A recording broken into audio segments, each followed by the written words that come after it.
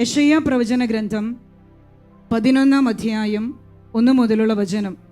ജസ്സയുടെ കുറ്റിയിൽ നിന്ന് ഒരു മുള കിതിർത്തു വരും, അവൻ്റെ വേരിൽ നിന്ന് ഒരു ശാഖ പൊട്ടിക്കിളർക്കും.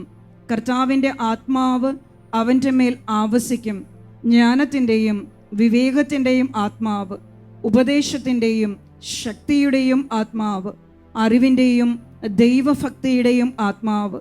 അവൻ ദൈവഭക്തിയിൽ ആനന്ദം കൊള്ളും. കണ്ണുകൊണ്ട് കാണുന്നതുകൊണ്ടോ ചെവി കൊണ്ട് കേൾക്കുന്നതുകൊണ്ടോ മാത്രം അവൻ വിധി നടത്തുകയില്ല. നമുക്ക് ഈ വചനം ഒന്ന് ഏറ്റു പറയാം. ജസ്സയുടെ കുറ്റിയിൽ നിന്ന് ഒരു മുള കിളിർത്തു വരും, അവൻ്റെ വേരിൽ നിന്ന് ഒരു ശാഖ പൊട്ടിക്കിളിർക്കും. കർത്താവിൻ്റെ ആത്മാവ് അവൻ്റെ മേൽ ആവസിക്കും, ജ്ഞാനത്തിൻ്റെയും വിവേകത്തിൻ്റെയും ആത്മാവ്, ഉപദേശത്തിൻ്റെയും ശക്തിയുടെയും ആത്മാവ്, അറിവിൻ്റെയും ദൈവഭക്തിയുടെയും ആത്മാവ്. Hallelujah, hallelujah, hallelujah. പ്രിയമുള്ളവരെ, നമ്മളെ സംബന്ധിച്ച് ഇന്നേ സാബത്തിൽ കർത്താവായ ക്രിസ്തു തൻ്റെ പരിശുദ്ധാത്മാവിലൂടെ സ്പിരിറ്റ് ജീസസിനെ ഒരു സമൂഹമായി, ഒരു പ്രവാചക അഭിഷേകമായി പഠിപ്പിക്കുവാൻ ആഗ്രഹിക്കുന്നത്, നമ്മൾ ഓരോരുത്തരും സ്വീകരിച്ച ഈ അഭിഷേകത്തെ നമ്മൾ ശരിയായി തിരിച്ചറിയണം എന്നതാണ്. നമ്മൾ പറയും, ഞാനൊരു സ്പിരിറ്റ് ജീസസാണ്, അതിൽ ഞാൻ അഭിമാനിക്കുന്നു. എന്നാൽ എന്താണ് സ്പിരിറ്റ് ജീസസ് എന്ന് ചോദിച്ചാൽ നിങ്ങൾ ഓരോരുത്തരും കൊടുക്കുന്ന വ്യാഖ്യാനങ്ങൾ വളരെ വ്യത്യസ്തമായിരിക്കും. മരിച്ചവരോട് സുവിശേഷം പ്രസംഗിക്കുന്നു, തടവറയിൽ കിടക്കുന്നവരെ മോചിപ്പിക്കുന്നു. ഞാൻ പറയും, നിങ്ങൾ ഇന്ന് വീട്ടിൽ ചെന്ന് കഴിഞ്ഞിട്ട് നിങ്ങളൊരു പേപ്പർ എടുത്ത് വെച്ച് ആദ്യം നിങ്ങളുടെ പേരും വീട്ടുപേരും പ്രായവും നിങ്ങളുടെ സ്ഥലവും എഴുതി വെക്കണം. അത്ര എഴുതി വെക്കണം. പേര്, വീട്ടുപേര്, നിങ്ങളുടെ മുഴുവൻ പേര്, വീട്ടുപേര്, നിങ്ങളുടെ പ്രായം, നിങ്ങളുടെ സ്ഥലം നിങ്ങൾ എഴുതി വെക്കുക. എന്നിട്ട് നിങ്ങൾ ഒന്നാമത്തെ ഒരു ചോദ്യം, എന്താണ് സ്പിരിറ്റ് ജീസസ്? അതിനകത്ത് നിങ്ങൾക്ക് എന്താണോ അറിയാവുന്നത് അത് നിങ്ങൾ ആ പേപ്പറിൽ എഴുതുക. നിങ്ങളുടെ മനസ്സിൽ വരുന്നതെല്ലാം പല പ്രാവശ്യമായിട്ടോ ഒരു പ്രാവശ്യമായിട്ടോ നിങ്ങളുടെ ഉള്ളിൽ, നിങ്ങളുടെ ചിന്തയിൽ വരുന്ന എന്താണ് സ്പിരിറ്റ് ജീസസ് എന്ന് നിങ്ങൾ എഴുതുക. രണ്ടാമതായി, നിങ്ങൾ ഈ സ്പിരിറ്റ് ജീസസിൽ എൻ്റെ സ്ഥാനം എന്താണ്, എനിക്കൊരു സ്ഥാനമുണ്ടോ? ഇത് രണ്ട് കാര്യങ്ങൾ നിങ്ങൾ എഴുതി വെക്കണം. അതിനുശേഷം നിങ്ങളൊരു 5 മിനിറ്റ് ഇരുന്ന് പ്രാർത്ഥിച്ചിട്ട് നിങ്ങൾ രണ്ടാമതായി ആദ്യം എഴുതി വെച്ചിരിക്കുന്നത് നിങ്ങളെടുത്ത് വായിക്കണം. നീ കൊടുത്ത ഒരു ഇൻ്റർപ്രിട്ടേഷൻ എന്താണ് സ്പിരിറ്റ് ജീസസ് എന്ന് നീ എഴുതി വെച്ചിരിക്കുന്നത്, അത് നിങ്ങൾ വായിച്ചു നോക്കിയിട്ട് നിങ്ങൾ ആലോചിക്കേണ്ടത്, ഇത് എൻ്റെ ഹൃദയത്തിലുണ്ടോ? ഇതിനെക്കുറിച്ച് എനിക്ക് അറിവുകളുണ്ടോ? ഞാൻ ഈ എഴുതി വെച്ചിരിക്കുന്നതിനെക്കുറിച്ച് എനിക്ക് ധാരണകളുണ്ടോ? അപ്പോൾ നമുക്ക് ഒന്നാമതായി, നമ്മളായിരിക്കുന്ന ഈ സമൂഹം ഇതൊരു അഭിഷേകമാണ്. കണ്ണുകൊണ്ട് കാണുന്ന കുറച്ച് മനുഷ്യരല്ല, ഇതൊരു അഭിഷേകമാണെന്ന് നമുക്കെല്ലാവർക്കും അറിയാം.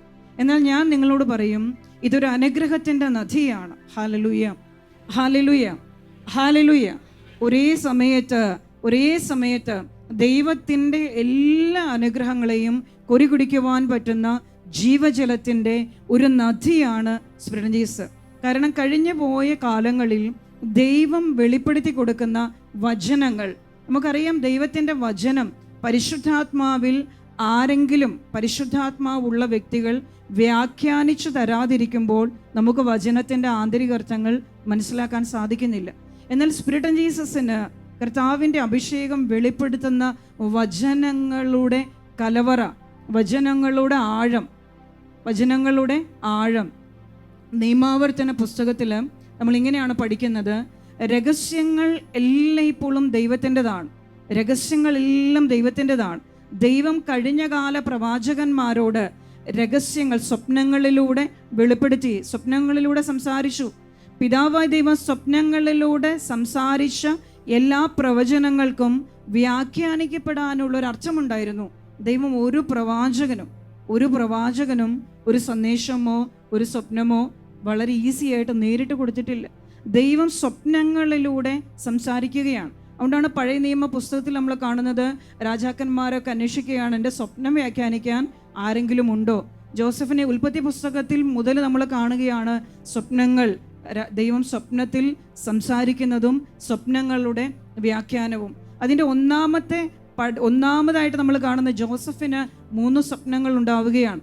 അവനത് തൻ്റെ പിതാവിനോടും സഹോദരന്മാരോടും പറഞ്ഞു. ആ സ്വപ്നത്തെക്കുറിച്ച് കേട്ട് കഴിഞ്ഞപ്പോൾ സഹോദരന്മാർ ഹൃദയം കൊണ്ട് അവനെ വെറുത്തു. വാസ്തവം പറഞ്ഞാൽ അവരുടെ അപ്പൻ്റെ 10ാമത്തെ പുത്രനാണ് ജോസഫ്. അവന് 10 സഹോദരങ്ങൾ, മുതിർന്ന സഹോദരങ്ങൾ.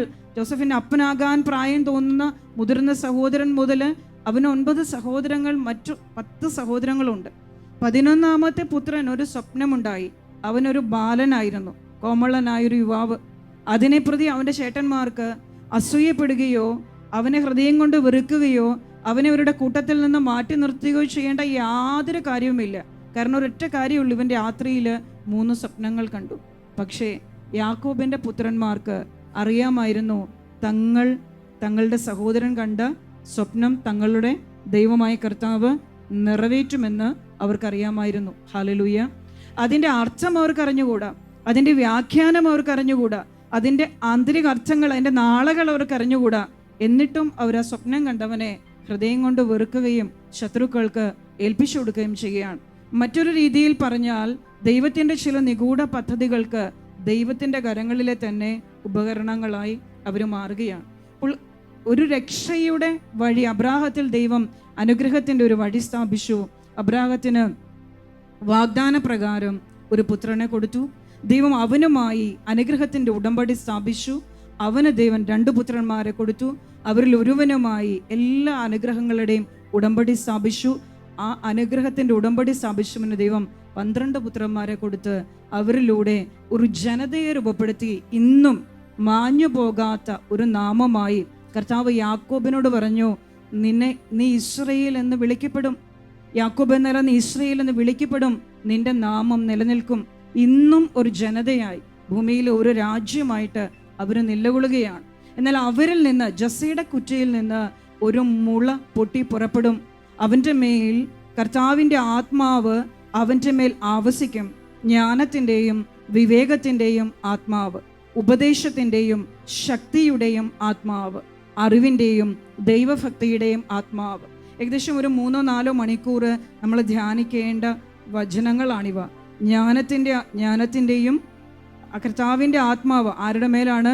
ജസ്സയുടെ കുറ്റിയിൽ നിന്ന്. ദാവീദിൻ്റെ പിതാവാണ് ജസ്സെ, ജസ്സയുടെ പുത്രനാണ് ദാവീദ്. അപ്പോൾ അവൻ്റെ കുറ്റിയിൽ നിന്ന് ഒരു മുള പൊട്ടി പുറപ്പെടും. അവനിൽ കർത്താവിൻ്റെ ആത്മാവ് ആവസിക്കും. ജ്ഞാനത്തിൻ്റെയും വിവേകത്തിൻ്റെയും ആത്മാവ്. ഏറ്റുപറഞ്ഞ്, ജ്ഞാനത്തിൻ്റെയും വിവേകത്തിൻ്റെയും ആത്മാവ്, ഉപദേശത്തിൻ്റെയും ശക്തിയുടെയും ആത്മാവ്, ഉപദേശത്തിൻ്റെയും ശക്തിയുടെയും ആത്മാവ്, അറിവിൻ്റെയും ദൈവഭക്തിയുടെയും ആത്മാവ്. Hallelujah, hallelujah, hallelujah. ഞാൻ ഒരൊറ്റ കാര്യം മാത്രം എടുത്തു പറയുകയാണ്. ശക്തിയുടെ, ഉപദേശത്തിൻ്റെയും ശക്തിയുടെയും ആത്മാവ്. നമ്മുടെ ഉള്ളിലേക്ക് ദൈവത്തിൻ്റെ പരിശുദ്ധാത്മാവ് ഒരു പ്രചോദനം, ഒരു പ്രേരണ തരികയാണ്. ഒരു കാര്യം ചെയ്യാൻ ദൈവം നമ്മുടെ ആത്മാവ് നമ്മളെ പ്രേരിപ്പിക്കുന്നു. അതേ നിമിഷം നമ്മളത് സ്വീകരിച്ചു കഴിയുമ്പോൾ അത് ചെയ്യാനൊരു ശക്തി ദൈവത്തിൻ്റെ ആത്മാവ് നമുക്ക് തരികയാണ്. അനുഭവിച്ചിട്ടുണ്ടോ? ഉണ്ടോ ഇല്ലയോ? ഉണ്ട്. ആ ശക്തിയുടെ ശക്തി, ഉപദേശത്തിൻ്റെയും ശക്തിയുടെ ആത്മാവ്. ഈ ശക്തി എന്നതിനകത്ത് അധികാരമുണ്ട്. ഹല്ലേലൂയ. ശക്തി എന്നതിൻ്റെ ഒറ്റ അർത്ഥം ഞാൻ പറയാം, അധികാരമാണ്. എതിർക്കുന്നവനെ, ആരെയും കീഴ്പ്പെടുത്താനുള്ള അധികാരം. അപ്പോൾ കർത്താവായ നസറാനായ യേശുവിനെ കുറിച്ചുള്ള വചനഭാഗമാണിത്. ഇവിടെ നമ്മൾ സ്പ്രെഡ് ജീസസ് ഒരു കുടുംബമായി എന്ന് എടുത്തു പറഞ്ഞ് ഞാൻ പഠിപ്പിക്കാൻ. അതിൻ്റെ അർത്ഥം ഇത് മറ്റുള്ളവർക്ക് ഇല്ലെന്നല്ല അർത്ഥം. പക്ഷെ ദൈവം എന്നത് നമുക്ക് ഒരു അനുഗ്രഹമായി തുറന്നു തരികയാണ്. കർത്താവിൻ്റെ ആത്മാവ് അവൻ്റെ മേൽ, ആരുടെ മേൽ? യേശുവിൻ്റെ ദൈവപുത്രൻ്റെ മേൽ ആവസിക്കും. ജ്ഞാനത്തിൻ്റെ ആത്മാവ്, വിവേകത്തിൻ്റെ ആത്മാവ്, ഉപദേശത്തിൻ്റെയും ശക്തിയുടെയും അറിവിൻ്റെയും ദൈവഭക്തിയുടെയും ആത്മാവ്. വിശുദ്ധ ലൂക്കായുടെ സുവിശേഷത്തിലേക്ക് കടന്നു വരുമ്പോൾ അവിടെ വചനം പറയുകയാണ്, കർത്താവിൻ്റെ ദൂതൻ, ഗബ്രിയേൽ ദൂതൻ ദാവീദിൻ്റെ വംശത്തിൽപ്പെട്ട ജോസഫ് എന്ന പേരായ പുരുഷനുമായി വിവാഹ നിശ്ചയം നടത്തിയിരുന്ന കന്യകയുടെ അടുത്തേക്ക് ദൈവത്താൽ അയക്കപ്പെട്ടു. ദൂതൻ അവളോട് പറഞ്ഞു, മറിയമേ, നീ ഭയപ്പെടേണ്ട, ദൈവസന്നതിൽ നീ കൃപ കണ്ടെത്തിയിരിക്കുന്നു. നീ ഗർഭം ധരിച്ചൊരു പുത്രനെ പ്രസവിക്കും, അവൻ അത്യുന്നതൻ എന്ന് വിളിക്കപ്പെടും, അവൻ ദൈവത്തിൻ്റെ പുത്രനായിരിക്കും. ദൂതൻ അവളോട് മംഗളവാർത്ത അറിയിക്കുകയാണ്. അപ്പോൾ അവൾ പറഞ്ഞു, ഇതെങ്ങനെ സംഭവിക്കും? ഞാൻ പുരുഷനെ അറിയുന്നില്ലല്ലോ. ദൂതൻ അവളോട് പറഞ്ഞു, കർത്താവിൻ്റെ ശക്തി നിന്റെ മേൽ ആവസിക്കും, കർത്താവിൻ്റെ ശക്തി നിന്റെ മേൽ വരും, അത്യുന്നതൻ്റെ ശക്തി നിന്റെ മേൽ ആവസിക്കും. ദൈവത്തിൻ്റെ ദൂതൻ മറിയത്തോട് പറയുകയാണ്, കർത്താവിൻ്റെ ശക്തി നിന്റെ മേൽ വരും, അത്യുന്നതൻ്റെ ശക്തി നിന്റെ മേൽ ആവസിക്കും. അതേ മറിയം അടുത്ത വചനം പഠിപ്പിക്കുകയാണ്. മറിയം യൂദയായിലെ മംഗളവാർത്ത സ്വീകരിച്ച് മറിയം പറഞ്ഞു, ഇതാ കർത്താവിൻ്റെ ദാസി, നിന്റെ ഹിതം പോലെ, ദൈവഹിതം പോലെ എന്നിൽ നിറവേറട്ടെ. മംഗളവാർത്ത സ്വീകരിച്ചതിന് ശേഷം മറിയം തിടുക്കത്തിൽ യൂദയായിലെ മലമ്പ്രദേശത്തേക്ക് യാത്ര പുറപ്പെടുകയാണ്. കാരണം മറിയത്തിൻ്റെ ബന്ധുവായിരുന്ന എലിസബത്ത് 6 മാസം ഗർഭിണിയായിരുന്നുവെന്ന് ദൈവത്തിൻ്റെ ദൂതൻ അവളോട് വെളിപ്പെടുത്തുകയാണ്. മറിയം എലിസബത്തിൻ്റെ ഭവനത്തിൽ പ്രവേശിച്ച് എലിസബത്തിനെ അഭിസംബോധന ചെയ്തു. വചനം നമ്മൾ ഇങ്ങനെയാണ് പഠിക്കുന്നത്. മറിയത്തിൻ്റെ ശബ്ദം ശ്രവിച്ചപ്പോൾ, മറിയത്തിൻ്റെ അഭിസംബോധനയുടെ ശബ്ദം ശ്രവിച്ചപ്പോൾ എലിസബത്തിൻ്റെ ഉദരത്തിൽ ശിശു കുതിച്ചു ചാടി. എലിസബത്ത് പരിശുദ്ധാത്മാവ് നിറഞ്ഞവളായി മാറി. എലിസബത്തിനെ ജനിച്ച സ്നാപക യോഹന്നാൻ യേശുവിന് മുൻപേ വഴിയൊരുക്കുവാൻ വേണ്ടി മരുഭൂമിയിൽ നിന്ന് വന്നവൻ്റെ പ്രവാചക ശബ്ദമായി മാറി. അധികാരത്തോടെ, ശക്തിയോടെ, അണലി സന്തതികളെ എന്ന് വിളിച്ചുകൊണ്ട് യഹൂദ പ്രമാണികളുടെ മുൻപിലേക്ക് ഇറങ്ങി വന്ന സ്നാപകനെ അഭിഷേകം ചെയ്തത് പരിശുദ്ധ കന്യകാമറിയത്തിൽ നിറഞ്ഞു നിന്ന ജ്ഞാനത്തിൻ്റെ അധികാരവും ശക്തിയാണ്. പിതാവായ ദൈവം സ്വർഗത്തിൽ നിന്ന് മറിയത്തിൻ്റെ മേൽ അയച്ചു കൊടുത്ത അത്യുന്നതൻ്റെ ശക്തി, ദൈവത്തിൻ്റെ മഹത്വത്തിൻ്റെ അധികാരം, അത് സ്നാപകനെ ഒരു പ്രവാചകനാക്കി മാറ്റി. സ്നാപകന്റെ മേൽ അഗ്നിയുടെ അഭിഷേകം ഇറങ്ങി വരികയാണ്. ഹല്ലേലൂയ. അങ്ങനെ യേശുവിനെ വഴിയൊരുക്കിക്കൊണ്ടും യേശുവെന്ന ദൈവപുത്രന്റെ രക്ഷാകര പദ്ധതിയിലൂടെ ദൈവം എല്ലാ ജാതി ജനപദങ്ങൾക്കും നിത്യജീവനിലേക്ക് ഒരു വിളി നൽകുകയാണ്. ഇവിടെ നമ്മൾ തിരിച്ചറിയേണ്ടത് കർത്താവായ യേശു ക്രിസ്തുവിൻ്റെ അഭിഷേകം, യേശുവിൽ നിറഞ്ഞു നിന്ന പരിശുദ്ധാത്മാവ്, പരിശുദ്ധ കന്യകാമറിയത്തിൽ നിറഞ്ഞു നിന്ന അധികാരവും ശക്തിയും, ഇത് രണ്ടും ഒരുമിച്ച് ചേർന്ന ജീവന്റെ ഒരു നദിക്കരയാണ് സ്പിരിറ്റ് ജീസസ് എന്ന പേരിൽ ദൈവമേ അവസാന കാലഘട്ടങ്ങളിൽ ലോകത്തിന് വെളിപ്പെടുത്തിയിട്ടുള്ള ഈ പരിശുദ്ധമായ ഒരു അഭിഷേകം. Hallelujah, hallelujah, hallelujah. 2 അധികാരങ്ങൾ ഇവിടെ കർത്താവ് പറയുന്ന, കർത്താവിൻ്റെ ആത്മാവ് അവൻ്റെ മേൽ ആവസിക്കും. ജ്ഞാനത്തിൻ്റെയും വിവേകത്തിൻ്റെയും ആത്മാവ്, അറിവിൻ്റെയും ദൈവഭക്തിയുടെയും ആത്മാവ്, ശക്തിയുടെയും അധികാരത്തിൻ്റെയും ആത്മാവ്. ആ വചനത്തിനെ പൂർത്തിയാക്കിക്കൊണ്ട് വിശുദ്ധ ലൂക്കായുടെ സുവിശേഷം 1-ാമത്തെ അധ്യായത്തിൽ യേശുവിൻ്റെ ജനനത്തെക്കുറിച്ചുള്ള അറിയിപ്പിൽ കർത്താവിൻ്റെ ദൂതൻ മറിയത്തോട് പറയുകയാണ്. ലൂക്ക 1:35, പരിശുദ്ധാത്മാവ് നിന്റെ മേൽ വരും, അത്യുന്നതൻ്റെ ശക്തി നിന്റെ മേൽ ആവസിക്കും, ആകയാൽ ജനിക്കാൻ പോകുന്ന ശിശു പരിശുദ്ധൻ, ദൈവപുത്രൻ എന്ന് വിളിക്കപ്പെടും. Hallelujah, hallelujah.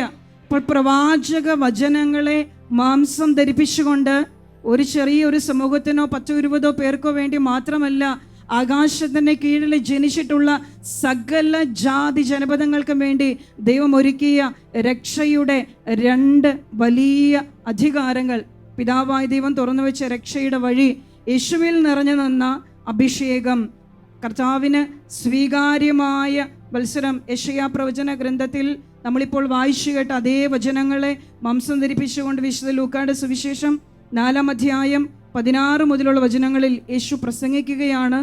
അവൻ പതിവ് പോലെ ഒരു സാബത്ത് ദിവസം അവരുടെ സിനഗോഗിൽ പ്രവേശിച്ച് വായിക്കാൻ എഴുന്നേറ്റ് നിന്നു. യെശയ്യാ പ്രവാചകന്റെ പുസ്തകം അവന് നൽകപ്പെട്ടു. പുസ്തകം തുറന്നപ്പോൾ ഇപ്രകാരം എഴുതിയിരിക്കുന്നത് അവൻ കണ്ടു. കർത്താവിൻ്റെ ആത്മാവ് എൻ്റെ മേലുണ്ട്, ദരിദ്രരുടെ സുവിശേഷം അറിയിക്കാൻ അവിടുന്ന് എന്നെ അഭിഷേകം ചെയ്തിരിക്കുന്നു.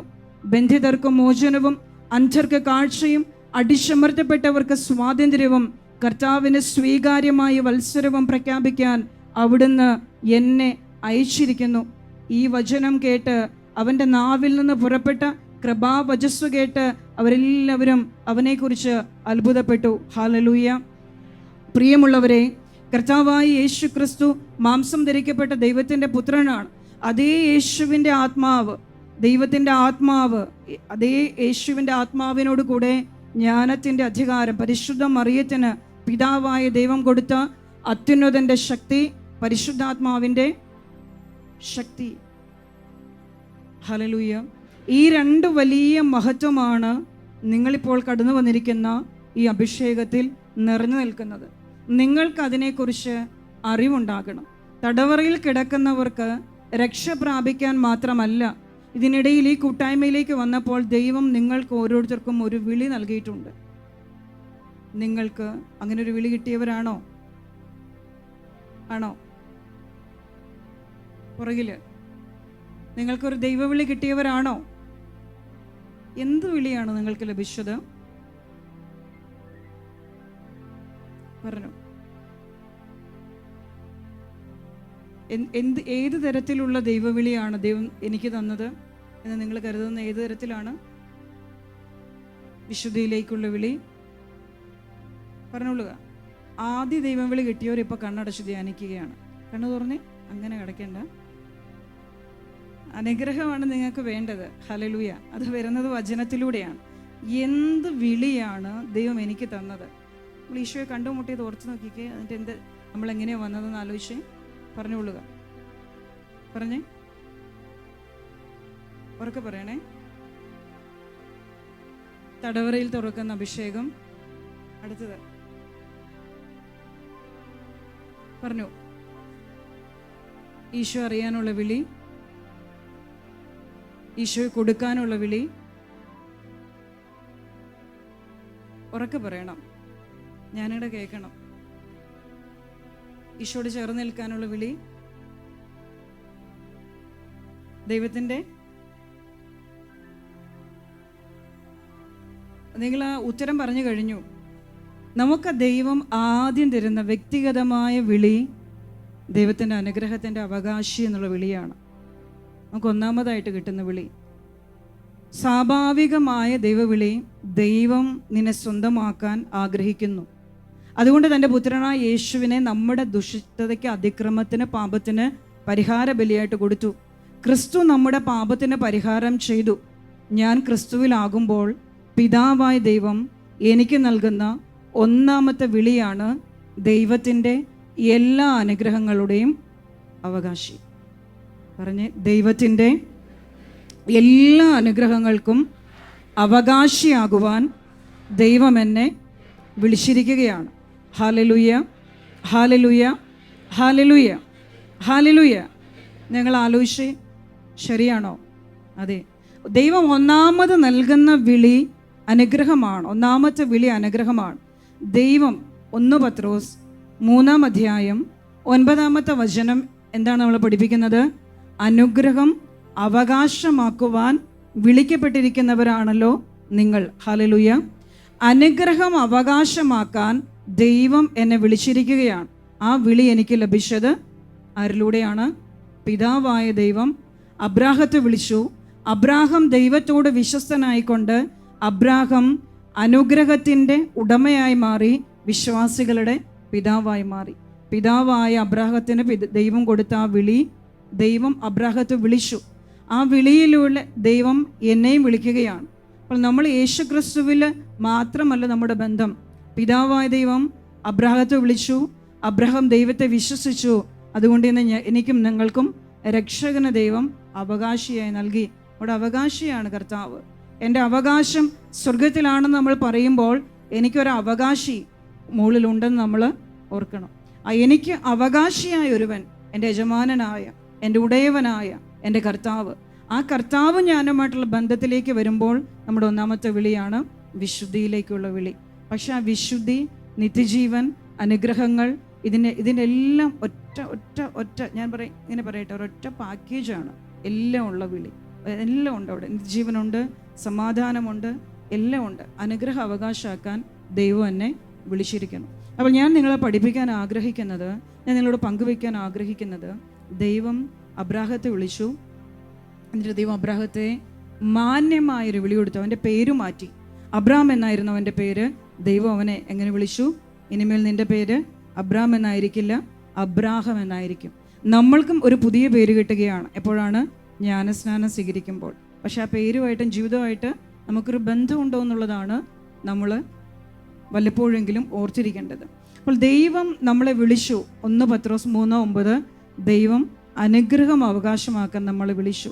അതേ ദൈവം 1 പത്രോസ് 2:9 നിങ്ങൾ തിരഞ്ഞെടുക്കപ്പെട്ട വംശവും രാജകീയ പുരോഹിത ഗണവും വിശുദ്ധ ജനതയും ദൈവത്തിൻ്റെ സ്വന്തം ജനവുമാണ്. Hallelujah, hallelujah, hallelujah. അപ്പോൾ നമ്മളെ സംബന്ധിച്ച് ഇന്നേ ദിവസം ഞാൻ ഈ കാലങ്ങൾ അത്രയും ഈ കൂട്ടായ്മയിൽ നിന്നിട്ട് ഞാൻ ഈ കാലങ്ങൾ അത്രയും കർത്താവിൻ്റെ വചനം ശ്രവിച്ചിട്ട് എൻ്റെ മുമ്പിൽ ഇനിയും അടഞ്ഞു കിടക്കുന്ന വഴികളെ എനിക്ക് തുറന്നു തരണമേ.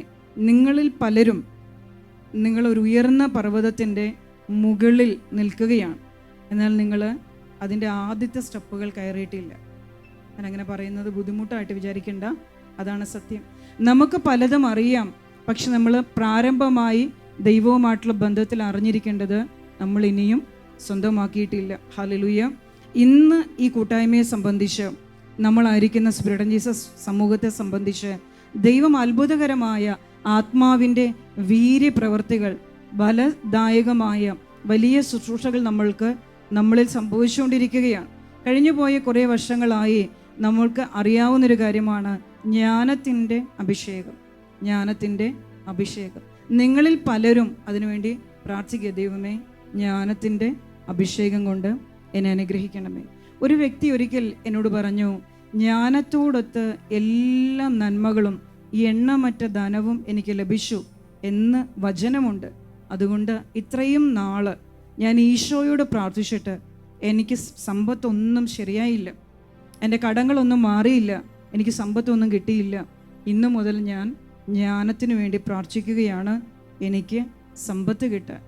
വാസ്തവമായി പറഞ്ഞാൽ ഞാൻ പറയേണ്ടത് അങ്ങനെയല്ല ജ്ഞാനം ലഭിക്കുന്നത് എന്നാണ് പറയേണ്ടത്. പക്ഷെ ഞാൻ പറഞ്ഞില്ല. ഞാനത് പറയാതിരുന്നത്, ഞാനത് പറഞ്ഞു കൊടുത്താൽ അതിൻ്റെ ശരിയായ അർത്ഥം മനസ്സിലാക്കാനുള്ള അറിവ് പറഞ്ഞ വ്യക്തിക്കില്ല. 2, അയാളുടെ പ്രത്യാശ നഷ്ടപ്പെട്ടു പോകും.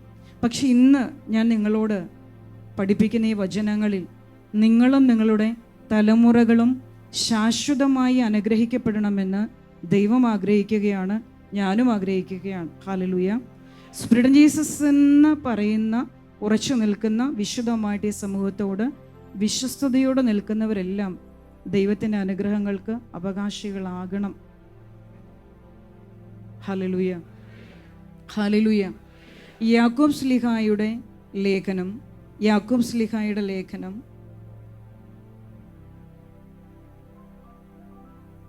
എടുത്തിട്ടുള്ളവരുണ്ടെങ്കിൽ വായിച്ചുകൊള്ളുക. 3-ാം അധ്യായം 17-ാമത്തെ വചനമാണ്.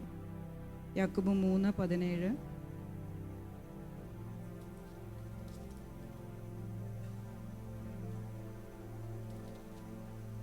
എന്നാൽ ഉന്നതത്തിൽ നിന്നുള്ള ജ്ഞാനം ഒന്നാമത് ശുദ്ധവും പിന്നെ സമാധാനപൂർണവും വിനീതവും വിധേയത്വമുള്ളതും കാരുണ്യവും സത്ഫലങ്ങളും നിറഞ്ഞതുമാണ്.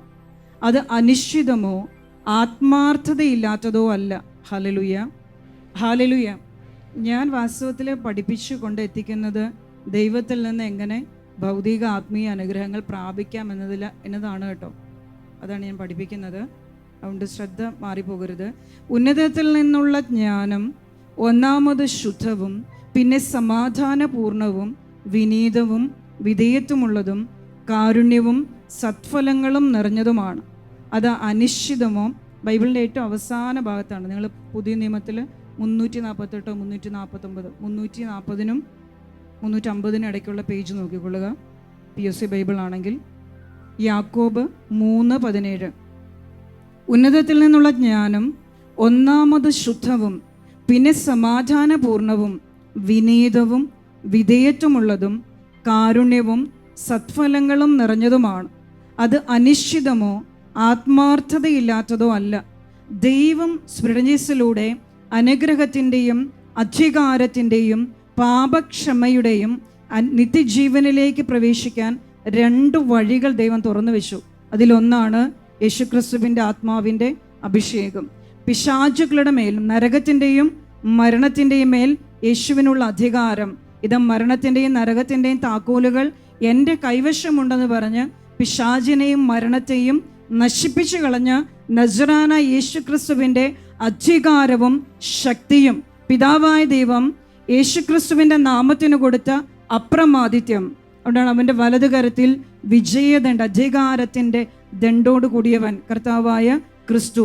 അപ്പോൾ സ്പിരിറ്റ് അഭിഷേകത്തിന് എല്ലാ പൈശാചിക ശക്തികളുടെയും മുകളിൽ ഈ അന്ധകാര ലോകത്തിലെ അധിപന്മാരുടെ മുകളിൽ, ഈ ലോകത്തിലെ അധികാരികളുടെ മുകളിൽ സ്പിരിഡനീസ് അഭിഷേകത്തിന് അധികാരവും ശക്തിയുമുണ്ട്.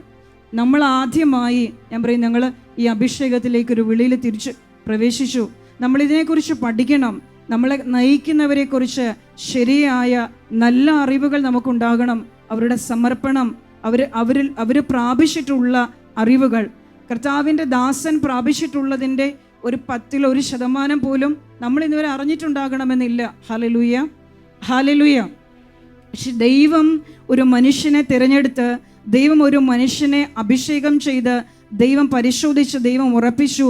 37 വർഷം ഈ അഭിഷേകം നിലനിൽക്കുകയാണ്. ഈ അഭിഷേകത്തെ ലോകം സ്വീകരിച്ചിട്ട്, സഭ അംഗീകരിച്ചിട്ട്, അധികാരികൾ അനുമോദിച്ചിട്ടല്ല, മറിച്ച് ഇതിനെക്കുറിച്ച് കേട്ടവരെല്ലാം എതിർത്തു. തങ്ങൾക്ക് അറിയാത്ത ഒന്നിനെക്കുറിച്ച്, തങ്ങൾ അനുഭവിച്ചിട്ടില്ലാത്ത ഒന്നിനെക്കുറിച്ച് ലോകവ്യാപകമായി തെറ്റിദ്ധാരണകളും എതിർപ്പുകളും ഭയങ്ങളും അനേക തരത്തിലുള്ള അപഖ്യാതിപരമായ തെറ്റായ അറിവുകൾ പ്രചരിപ്പിച്ചുകൊണ്ട് ഈ അഭിഷേകത്തെ നശിപ്പിക്കുവാൻ പിശാച് തൻ്റെ എല്ലാ ശക്തിയും ഉപയോഗിച്ചു. പക്ഷെ അവിടെ നമ്മൾ തിരിച്ചറിയണം. അപ്പോൾ ഈ കൂട്ടായ്മ എന്ന വാക്കിനെ അഭിഷേകത്തിലേക്ക് ആക്കിക്കൊണ്ട് നമ്മൾ ഇപ്പോൾ എങ്ങനെയാണ് ആയിരിക്കുന്നത്? ലോകം എതിർക്കുമ്പോൾ, അധികാരികൾ എതിർക്കുമ്പോൾ, ചിലപ്പോൾ നമ്മുടെ കൂടെ നിന്നവർ തന്നെ അവർക്ക് കിട്ടിയ വിശ്വാസം നഷ്ടപ്പെട്ട്, അവർ പല കാരണങ്ങൾ കൊണ്ടാകാം, അവർ അന്ധകാരത്തിൻ്റെ പിടിയിൽപ്പെട്ട് അവരുടെ വിശ്വാസത്തിൽ വ്യതിചലിച്ച് വീണു പോകുമ്പോഴൊക്കെ അവരുപയോഗിക്കുന്ന എതിർപ്പിൻ്റെ വാക്കുകൾ, ഇതൊക്കെ നമ്മൾ അറിഞ്ഞിട്ടുള്ളവരാണ്. നാളെയും ഇതിലൂടെയൊക്കെ തന്നെ ആയിരിക്കാം നമ്മൾ കടന്നു പോകേണ്ട വഴി. പക്ഷെ ഞാനും നിങ്ങളും, നമ്മൾ കണ്ടുമുട്ടിയ കർത്താവിൻ്റെ വിളി നമ്മൾ ഓരോരുത്തരും സ്വീകരിക്കുന്നത് വ്യക്തിഗതമായിട്ടാണ്. ഹല്ലേലൂയ. ആ വ്യക്തിഗതമായിട്ട് സ്വീകരിച്ചു വന്ന വഴിയിൽ നമുക്ക് ശരിയായ അറിവുകൾ ഉണ്ടായിരിക്കണം.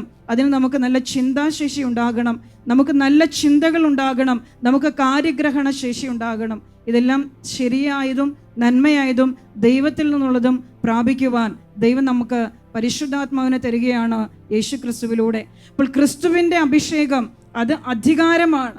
ഈ ലോകത്തിൽ ആർക്കും സ്പർശിക്കാൻ പറ്റാത്ത, ഒരുവനും ഇല്ലായ്മ ചെയ്യുവാൻ പറ്റാത്ത അധികാരത്തിൻ്റെ ഒരു അഭിഷേകം. ഹല്ലേലൂയ. അപ്പോൾ ചുരുക്കമായി പറഞ്ഞാൽ, സ്പിരിഡനീസ് അഭിഷേകത്തിലേക്ക് കടന്നു വന്ന് തങ്ങളുടെ പാപങ്ങളിൽ നിന്ന് ശുദ്ധീകരിക്കപ്പെടുന്ന ഒരു മനുഷ്യന് പിശാചുക്കളുടെ മേലും ഈ അന്ധകാര ലോകത്തിൻ്റെ മേൽ, എല്ലാ പ്രപഞ്ച ശക്തികളുടെ മേൽ അധികാരമുണ്ട്, ശക്തിയുണ്ട്. ഹല്ലേലൂയ. നമ്മൾ ഓരോരുത്തരും സ്വീകരിച്ചിരിക്കുന്ന സ്പിരിഡനീസ് അഭിഷേകത്തിലൂടെ. ഹല്ലേലൂയ. അപ്പോൾ നിങ്ങൾ വളരെയേറെ നാളുകൾ പ്രാർത്ഥിച്ചു. വളരെയേറെ നാളുകളുടെ കഠിനമായ പരിശോധനകൾക്കും പരീക്ഷകൾക്കും ശേഷം ദൈവമായ കർത്താവ് ഈ അഭിഷേകത്തോട് ചേർത്ത് വെച്ച ഏറ്റവും വലിയ അനുഗ്രഹമാണ് ജ്ഞാനത്തിൻ്റെ അധികാരം. അതിനെ തുലനം ചെയ്യാൻ ഈ ലോകത്തിലും മറ്റൊന്നില്ല. ഹല്ലേലൂയ. ഏതെങ്കിലും ഒരു ജനത കർത്താവിൻ്റെ പരിശുദ്ധമായ വചനങ്ങൾ ശീലിച്ച്, വചനം അനുസരിച്ച്, വചനം ഗ്രഹിച്ച്, വചനം മനസ്സിലാക്കി ഒരു വിശുദ്ധമായൊരു കൂട്ടായ്മയായി ചേർന്ന് നിന്നിട്ട് പിന്നീട് ദൈവത്തിൽ നിന്നൊരു വലിയ മഹത്വം പ്രാപിച്ചതായിട്ട് വാസ്തവം പറഞ്ഞാൽ തലമുറയിൽ ഞാൻ കേട്ടിട്ടില്ല. എന്നാൽ അപ്പോസ്തലന്മാരെ കുറിച്ച് നമ്മൾ കാണുകയാണ്. ഈശോ അവരോട് പറഞ്ഞു, നിങ്ങൾ ഉന്നതത്തിൽ നിന്ന് ശക്തി ലഭിക്കുന്നത് വരെ നഗരം വിട്ടു പോകരുത്, നിങ്ങൾ കാത്തിരിക്കുക, ദൈവത്തിൻ്റെ ശക്തി നിങ്ങളുടെ മേൽ ഇറങ്ങി വരും. അപ്പോസ്തലന്മാര് യേശുക്രിസ്തു വാഗ്ദാനം ചെയ്ത പരിശുദ്ധാത്മാവെന്ന അധികാരത്തെ, അഗ്നിയെ കാത്തിരുന്ന് അതിനെ സ്വന്തമാക്കിയവരാണ്. ഹല്ലേലൂയ.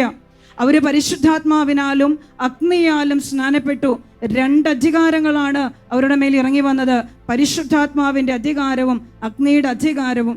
അപ്പോസ്തലന്മാരിലേക്ക് ഇറങ്ങി വന്ന അഗ്നിയുടെ അധികാരമാണ് കർത്താവായ യേശുക്രിസ്തുവിന് പിശാചുക്കളുടെ മേലും നാരകീയ ശക്തികളുടെ മേലും അധികാരങ്ങളുടെയും അന്ധകാര ലോകത്തിൻ്റെ മേലുള്ള അധികാരം.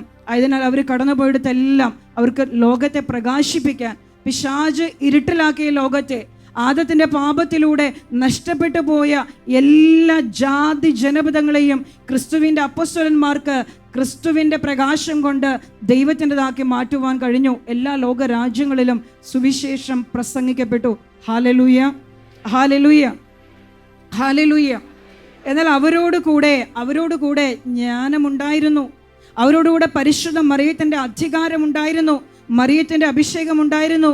അതുകൊണ്ടാണ് അപ്പോസ്തലന്മാർ പോയിട്ട് വചനം യേശുവിനെ പ്രസംഗിച്ചെടുത്തെല്ലാം പരിശുദ്ധ അമ്മയുടെ നാമത്തിൽ ദേവാലയങ്ങളും കപ്പേളകളും സമർത്ഥമായി വർദ്ധിച്ചു വന്നത്, ഇന്നും നിലനിൽക്കുന്നത്. ഹല്ലേലൂയ. കാരണം അവരോട് കൂടെ ദൈവത്തിൻ്റെ ജ്ഞാനം ഉണ്ടായിരുന്നു. ജ്ഞാനത്തിൻ്റെ പുസ്തകത്തിൽ നമ്മൾ വചനം പഠിക്കുകയാണ്. ദൈവം ഇസ്രായേൽക്കാരെ ഈജിപ്തിൽ നിന്ന് മോചിപ്പിച്ച് പുറത്തു കൊണ്ടുവന്നപ്പോൾ അവരെ ജ്ഞാനം നയിച്ചു. പകല് മേഘസ്തംഭമായും രാത്രി അഗ്നിയായും ദൈവം അവരെ നയിച്ചു. ആ കൂടെ ദൈവത്തിൻ്റെ ജ്ഞാനമുണ്ടായിരുന്നു. വീണ്ടും ഉൽപ്പത്തി പുസ്തകത്തിലേക്ക് കടന്നു വരുമ്പോൾ അവിടെ വചനത്തിൻ്റെ നിഗൂഢാർത്ഥങ്ങളിൽ, പ്രഭാഷകൻ്റെ പുസ്തകത്തിൽ, സുഭാഷിതങ്ങളിൽ, ബാറൂക്കിൽ, ജ്ഞാനത്തിൻ്റെ പുസ്തകത്തിൽ, ഇവിടെ എല്ലാം വലിയ രഹസ്യങ്ങൾ നിക്ഷേപിക്കപ്പെട്ടിരിക്കുകയാണ്. എന്നാൽ പരിശുദ്ധാത്മാവ് നമുക്കത് വെളിപ്പെടുത്തി തരുന്നത് വരെ അത് വായിച്ചപ്പോൾ നമുക്കതിൻ്റെ അർത്ഥങ്ങളെക്കുറിച്ച് ഒരിക്കലും മനസ്സിലായിരുന്നില്ല.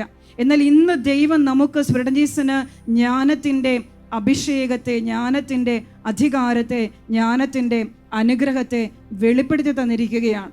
അത് കേവലം എന്തെങ്കിലും പ്രാർത്ഥനയ്ക്ക് ഉത്തരം ലഭിക്കാനോ ഏതെങ്കിലും തരത്തിലുള്ള ശാപങ്ങളിൽ നിന്ന്, രോഗങ്ങളിൽ നിന്ന് വിടുതൽ കിട്ടി ഈ ഭൂമിയിൽ സ്വസ്ഥമായിട്ട് ജീവിക്കാൻ മാത്രമല്ല, അറിവുള്ളവരായിക്കൊണ്ട് വിവേകവതികളായിക്കൊണ്ട് കർത്താവിൻ്റെ പ്രകാശത്തെ ലോകത്തിന് കൊടുക്കുവാനാണ് ദൈവം യേശു ക്രിസ്തുവിൻ്റെ നാമത്തോടും ശക്തിയോടും അധികാരത്തോടും ചേർത്ത് പരിശുദ്ധ കന്യകാമറിയത്തിൻ്റെ നാമത്തെ മാംസം ധരിക്കപ്പെട്ട് ലോകത്തിലേക്ക് ഇറങ്ങി വന്ന ജ്ഞാനമെന്ന മഹാനിധിയെ നമുക്ക് വെളിപ്പെടുത്തി തന്നത്. ഹല്ലേലൂയ.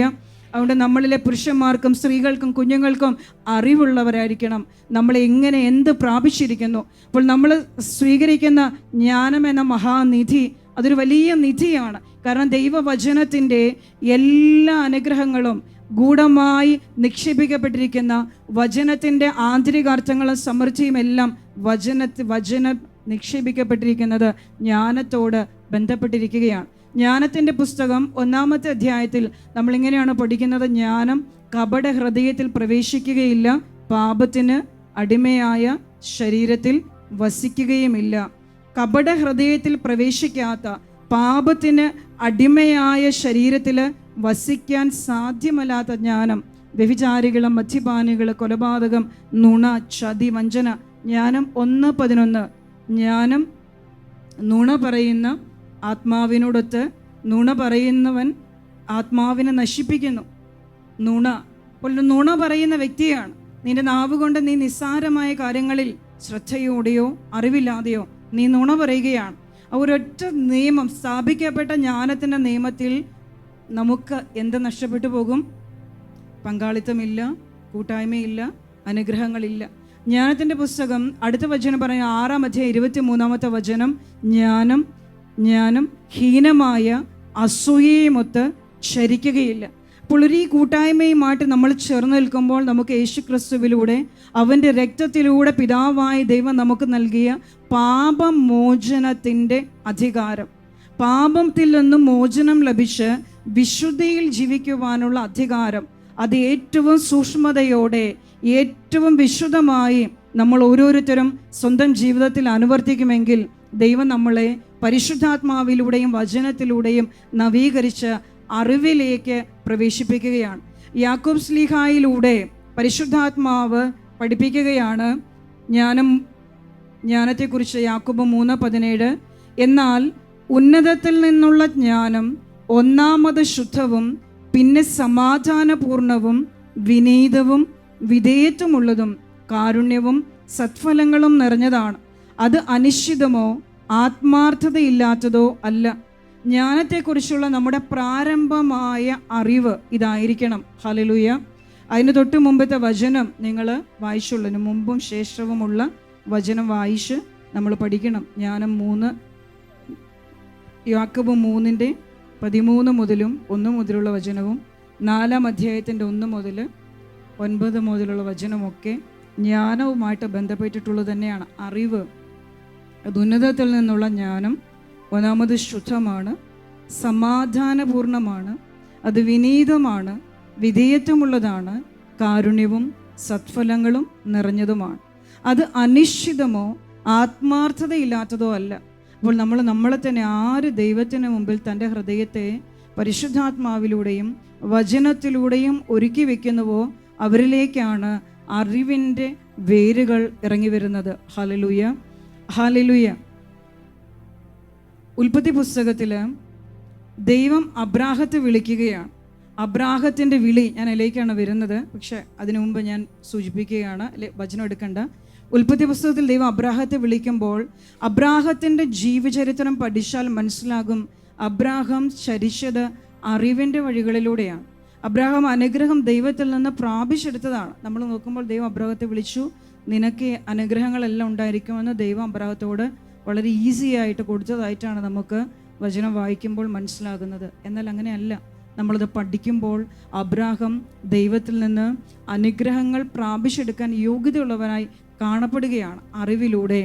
അപ്പോൾ നമ്മളെ സംബന്ധിച്ച് നമുക്ക് ഈ കൂട്ടായ്മയിലായിരിക്കുമ്പോൾ നമ്മുടെ ഹൃദയം ഒരുക്കി വയ്ക്കാം. ഒന്നാമത്തെ ശാരീരിക ശുദ്ധി, യേശുക്രിസ്തുവിൻ്റെ രക്തത്തിലൂടെ എല്ലാ പാപങ്ങളിൽ നിന്നും ഞങ്ങൾ അകന്ന് ജീവിച്ചുകൊണ്ടിരിക്കുന്നു. 2, മാംസം ധരിക്കപ്പെട്ട വചനവുമായിട്ടുള്ള നമുക്കുണ്ടായിരിക്കേണ്ട ബന്ധങ്ങൾ. അപ്പോൾ ഞാൻ മുൻപും പറഞ്ഞിട്ടുള്ളതാണ്, ലേഖന ഭാഗങ്ങളും പുതിയ നിയമ ഭാഗങ്ങളുമൊക്കെ വായിച്ച് ഗ്രഹിച്ച് മനസ്സിലാക്കി ഈ വചനം എന്നിൽ നിന്ന് എന്താണോ ആവശ്യപ്പെടുന്നത് അതിനനുസരിച്ച് നമ്മൾ ഓരോരുത്തരും നമ്മളെ തന്നെ നമ്മുടെ ജീവിതത്തെ രൂപാന്തരപ്പെടുത്തണം. Hallelujah, hallelujah.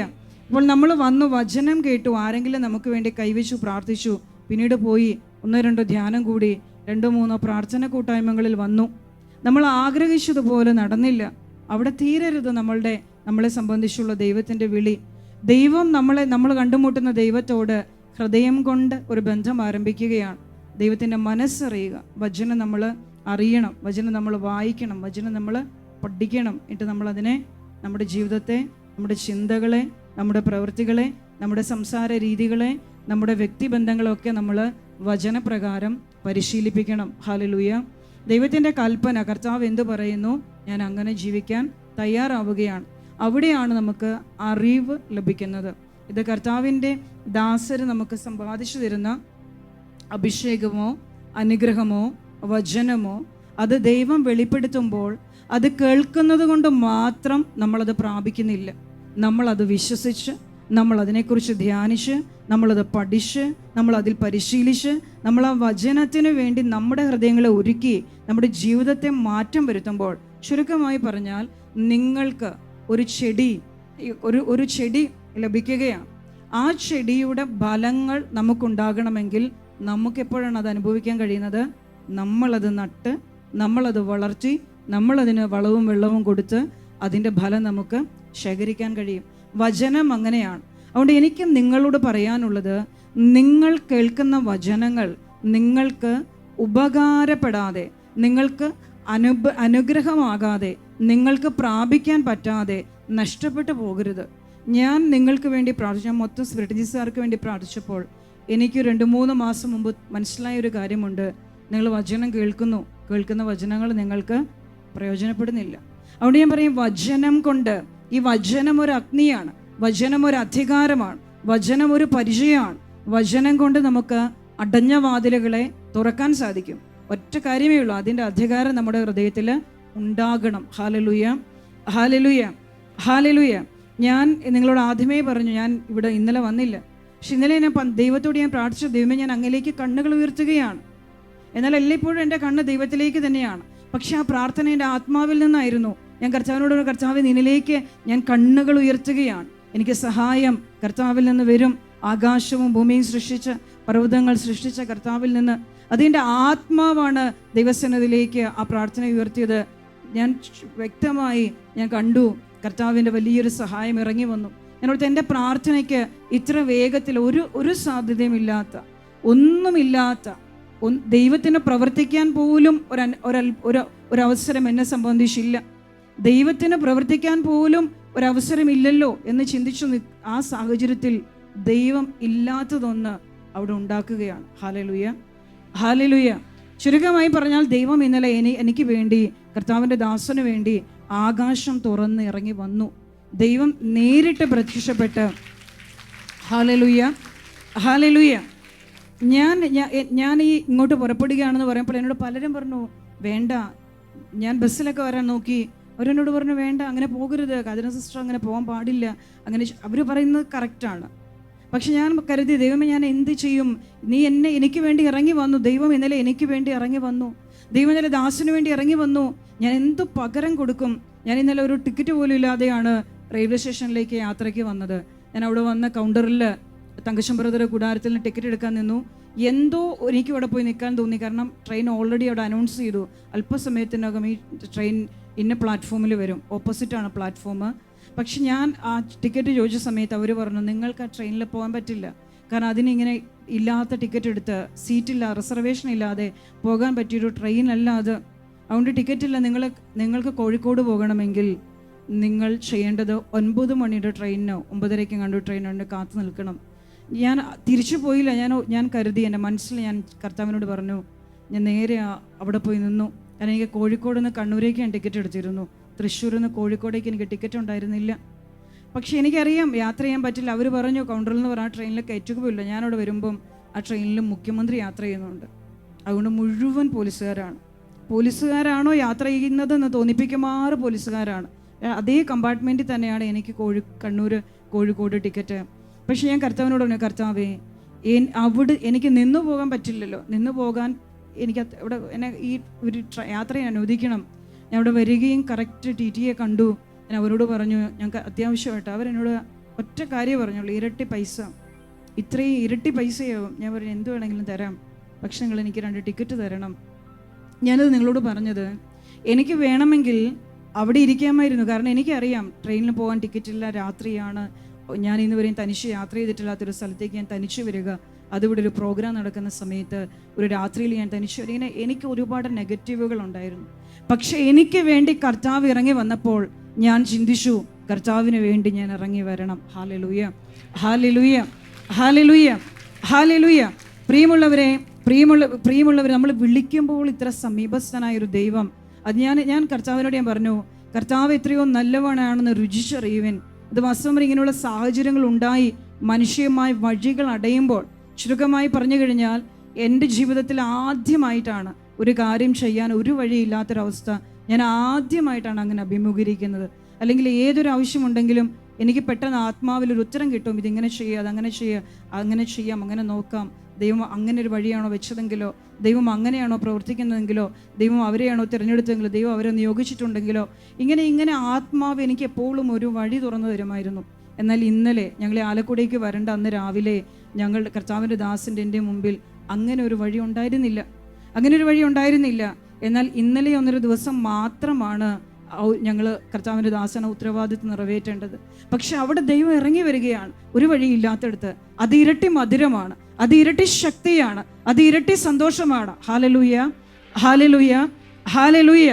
അത് നമ്മൾ ദൈവത്തെ കണ്ടുമുട്ടുകയാണ്, ദൈവത്തോട് മുഖത്തോട് മുഖം. ഞാൻ ഇന്നലെ കർത്താവിനോട് പറഞ്ഞു, ഞാൻ എൻ്റെ വീട്ടിൽ ഞാൻ ആദ്യമായിട്ടാണ് ഞാൻ ദൈവം ഒരു കാര്യം ചെയ്യുമ്പം ഞാൻ ഉറക്കം നിലവിളിച്ചു പോയിട്ടുള്ള സന്തോഷം കൊണ്ട് ഞാൻ കർത്താവിനോട്, നീ എനിക്ക് വേണ്ടി ഇറങ്ങി വന്നല്ലോ.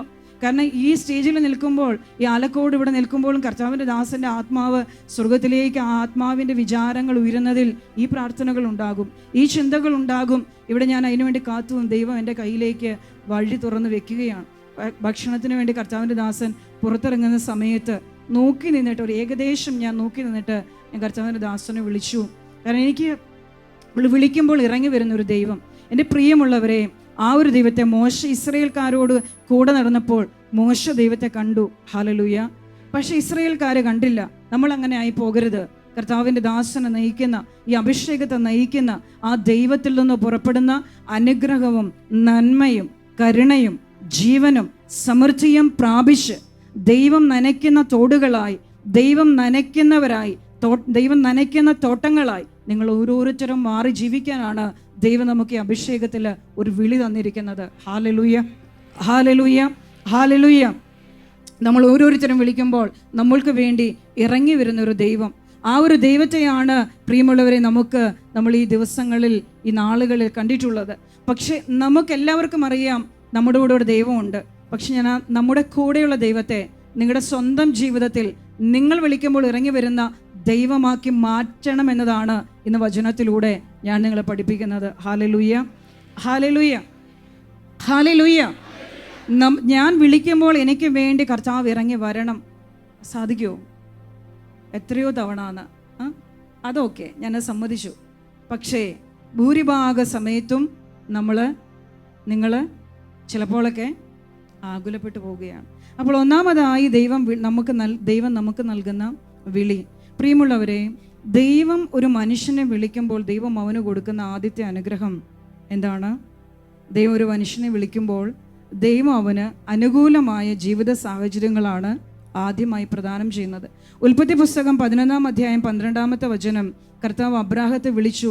അബ്രാമിനോട് കർത്താവ് അരുളിച്ചത്, നിന്റെ ദേശത്തെയും ബന്ധുക്കളെയും പിതൃഭവനത്തെയും വിട്ട് ഞാൻ കാണിച്ചു തരുന്ന നാട്ടിലേക്ക് പോവുക. ഞാൻ നിന്നെ വലിയൊരു ജനതയാക്കും, നിന്നെ ഞാൻ അനുഗ്രഹിക്കും, നിന്റെ പേര് ഞാൻ മഹത്തമമാക്കും. അങ്ങനെ നീ ഒരു അനുഗ്രഹമായിരിക്കും. നിന്നെ അനുഗ്രഹിക്കുന്നവരെ ഞാൻ അനുഗ്രഹിക്കും, നിന്നെ ശപിക്കുന്നവരെ ഞാൻ ശപിക്കും. നിന്നിലൂടെ ഭൂമുഖത്തെ വംശങ്ങളെല്ലാം അനുഗ്രഹീതമാകും. കർത്താവ് കൽപ്പിച്ചതനുസരിച്ച് അബ്രാം പുറപ്പെട്ടു. ലോത്തും അവൻ്റെ കൂടെ തിരിച്ചു. അബ്രാം ഹാരാൻ ദേശത്തോട് വിട പറയുമ്പോൾ അവന് 75 വയസ്സ് പ്രായമായിരുന്നു. അവൻ്റെ ഭാര്യ സാറായെയും സഹോദരപുത്രനുമായിട്ട് ഹാരാനിൽ നിന്ന് അവൻ്റെ ആളുകളുമായി അവൻ കാനാൻ ദേശത്തേക്ക് യാത്ര പുറപ്പെടുകയാണ്. ദൈവം അബ്രാഹത്തെ വിളിച്ചിട്ട് അബ്രാഹത്തോട് പറഞ്ഞു, നീ നിനക്കുള്ളത് എല്ലാത്തിനെയും വിട്ടുപോവുക. എല്ലാം ഒരു ഒരു ഒരു ഒരു ഒരു ഒരു ഉപേക്ഷിക്കപ്പെടൽ. നമ്മളും ദൈവത്തെ വിളിച്ചപ്പോൾ നമ്മൾ ഒരു ഒരു ഒരു ഒരു ഉപേക്ഷ, ഒരു വില കൊടുപ്പ് നടത്തിയവരാണ്. ആണോ അല്ലയോ?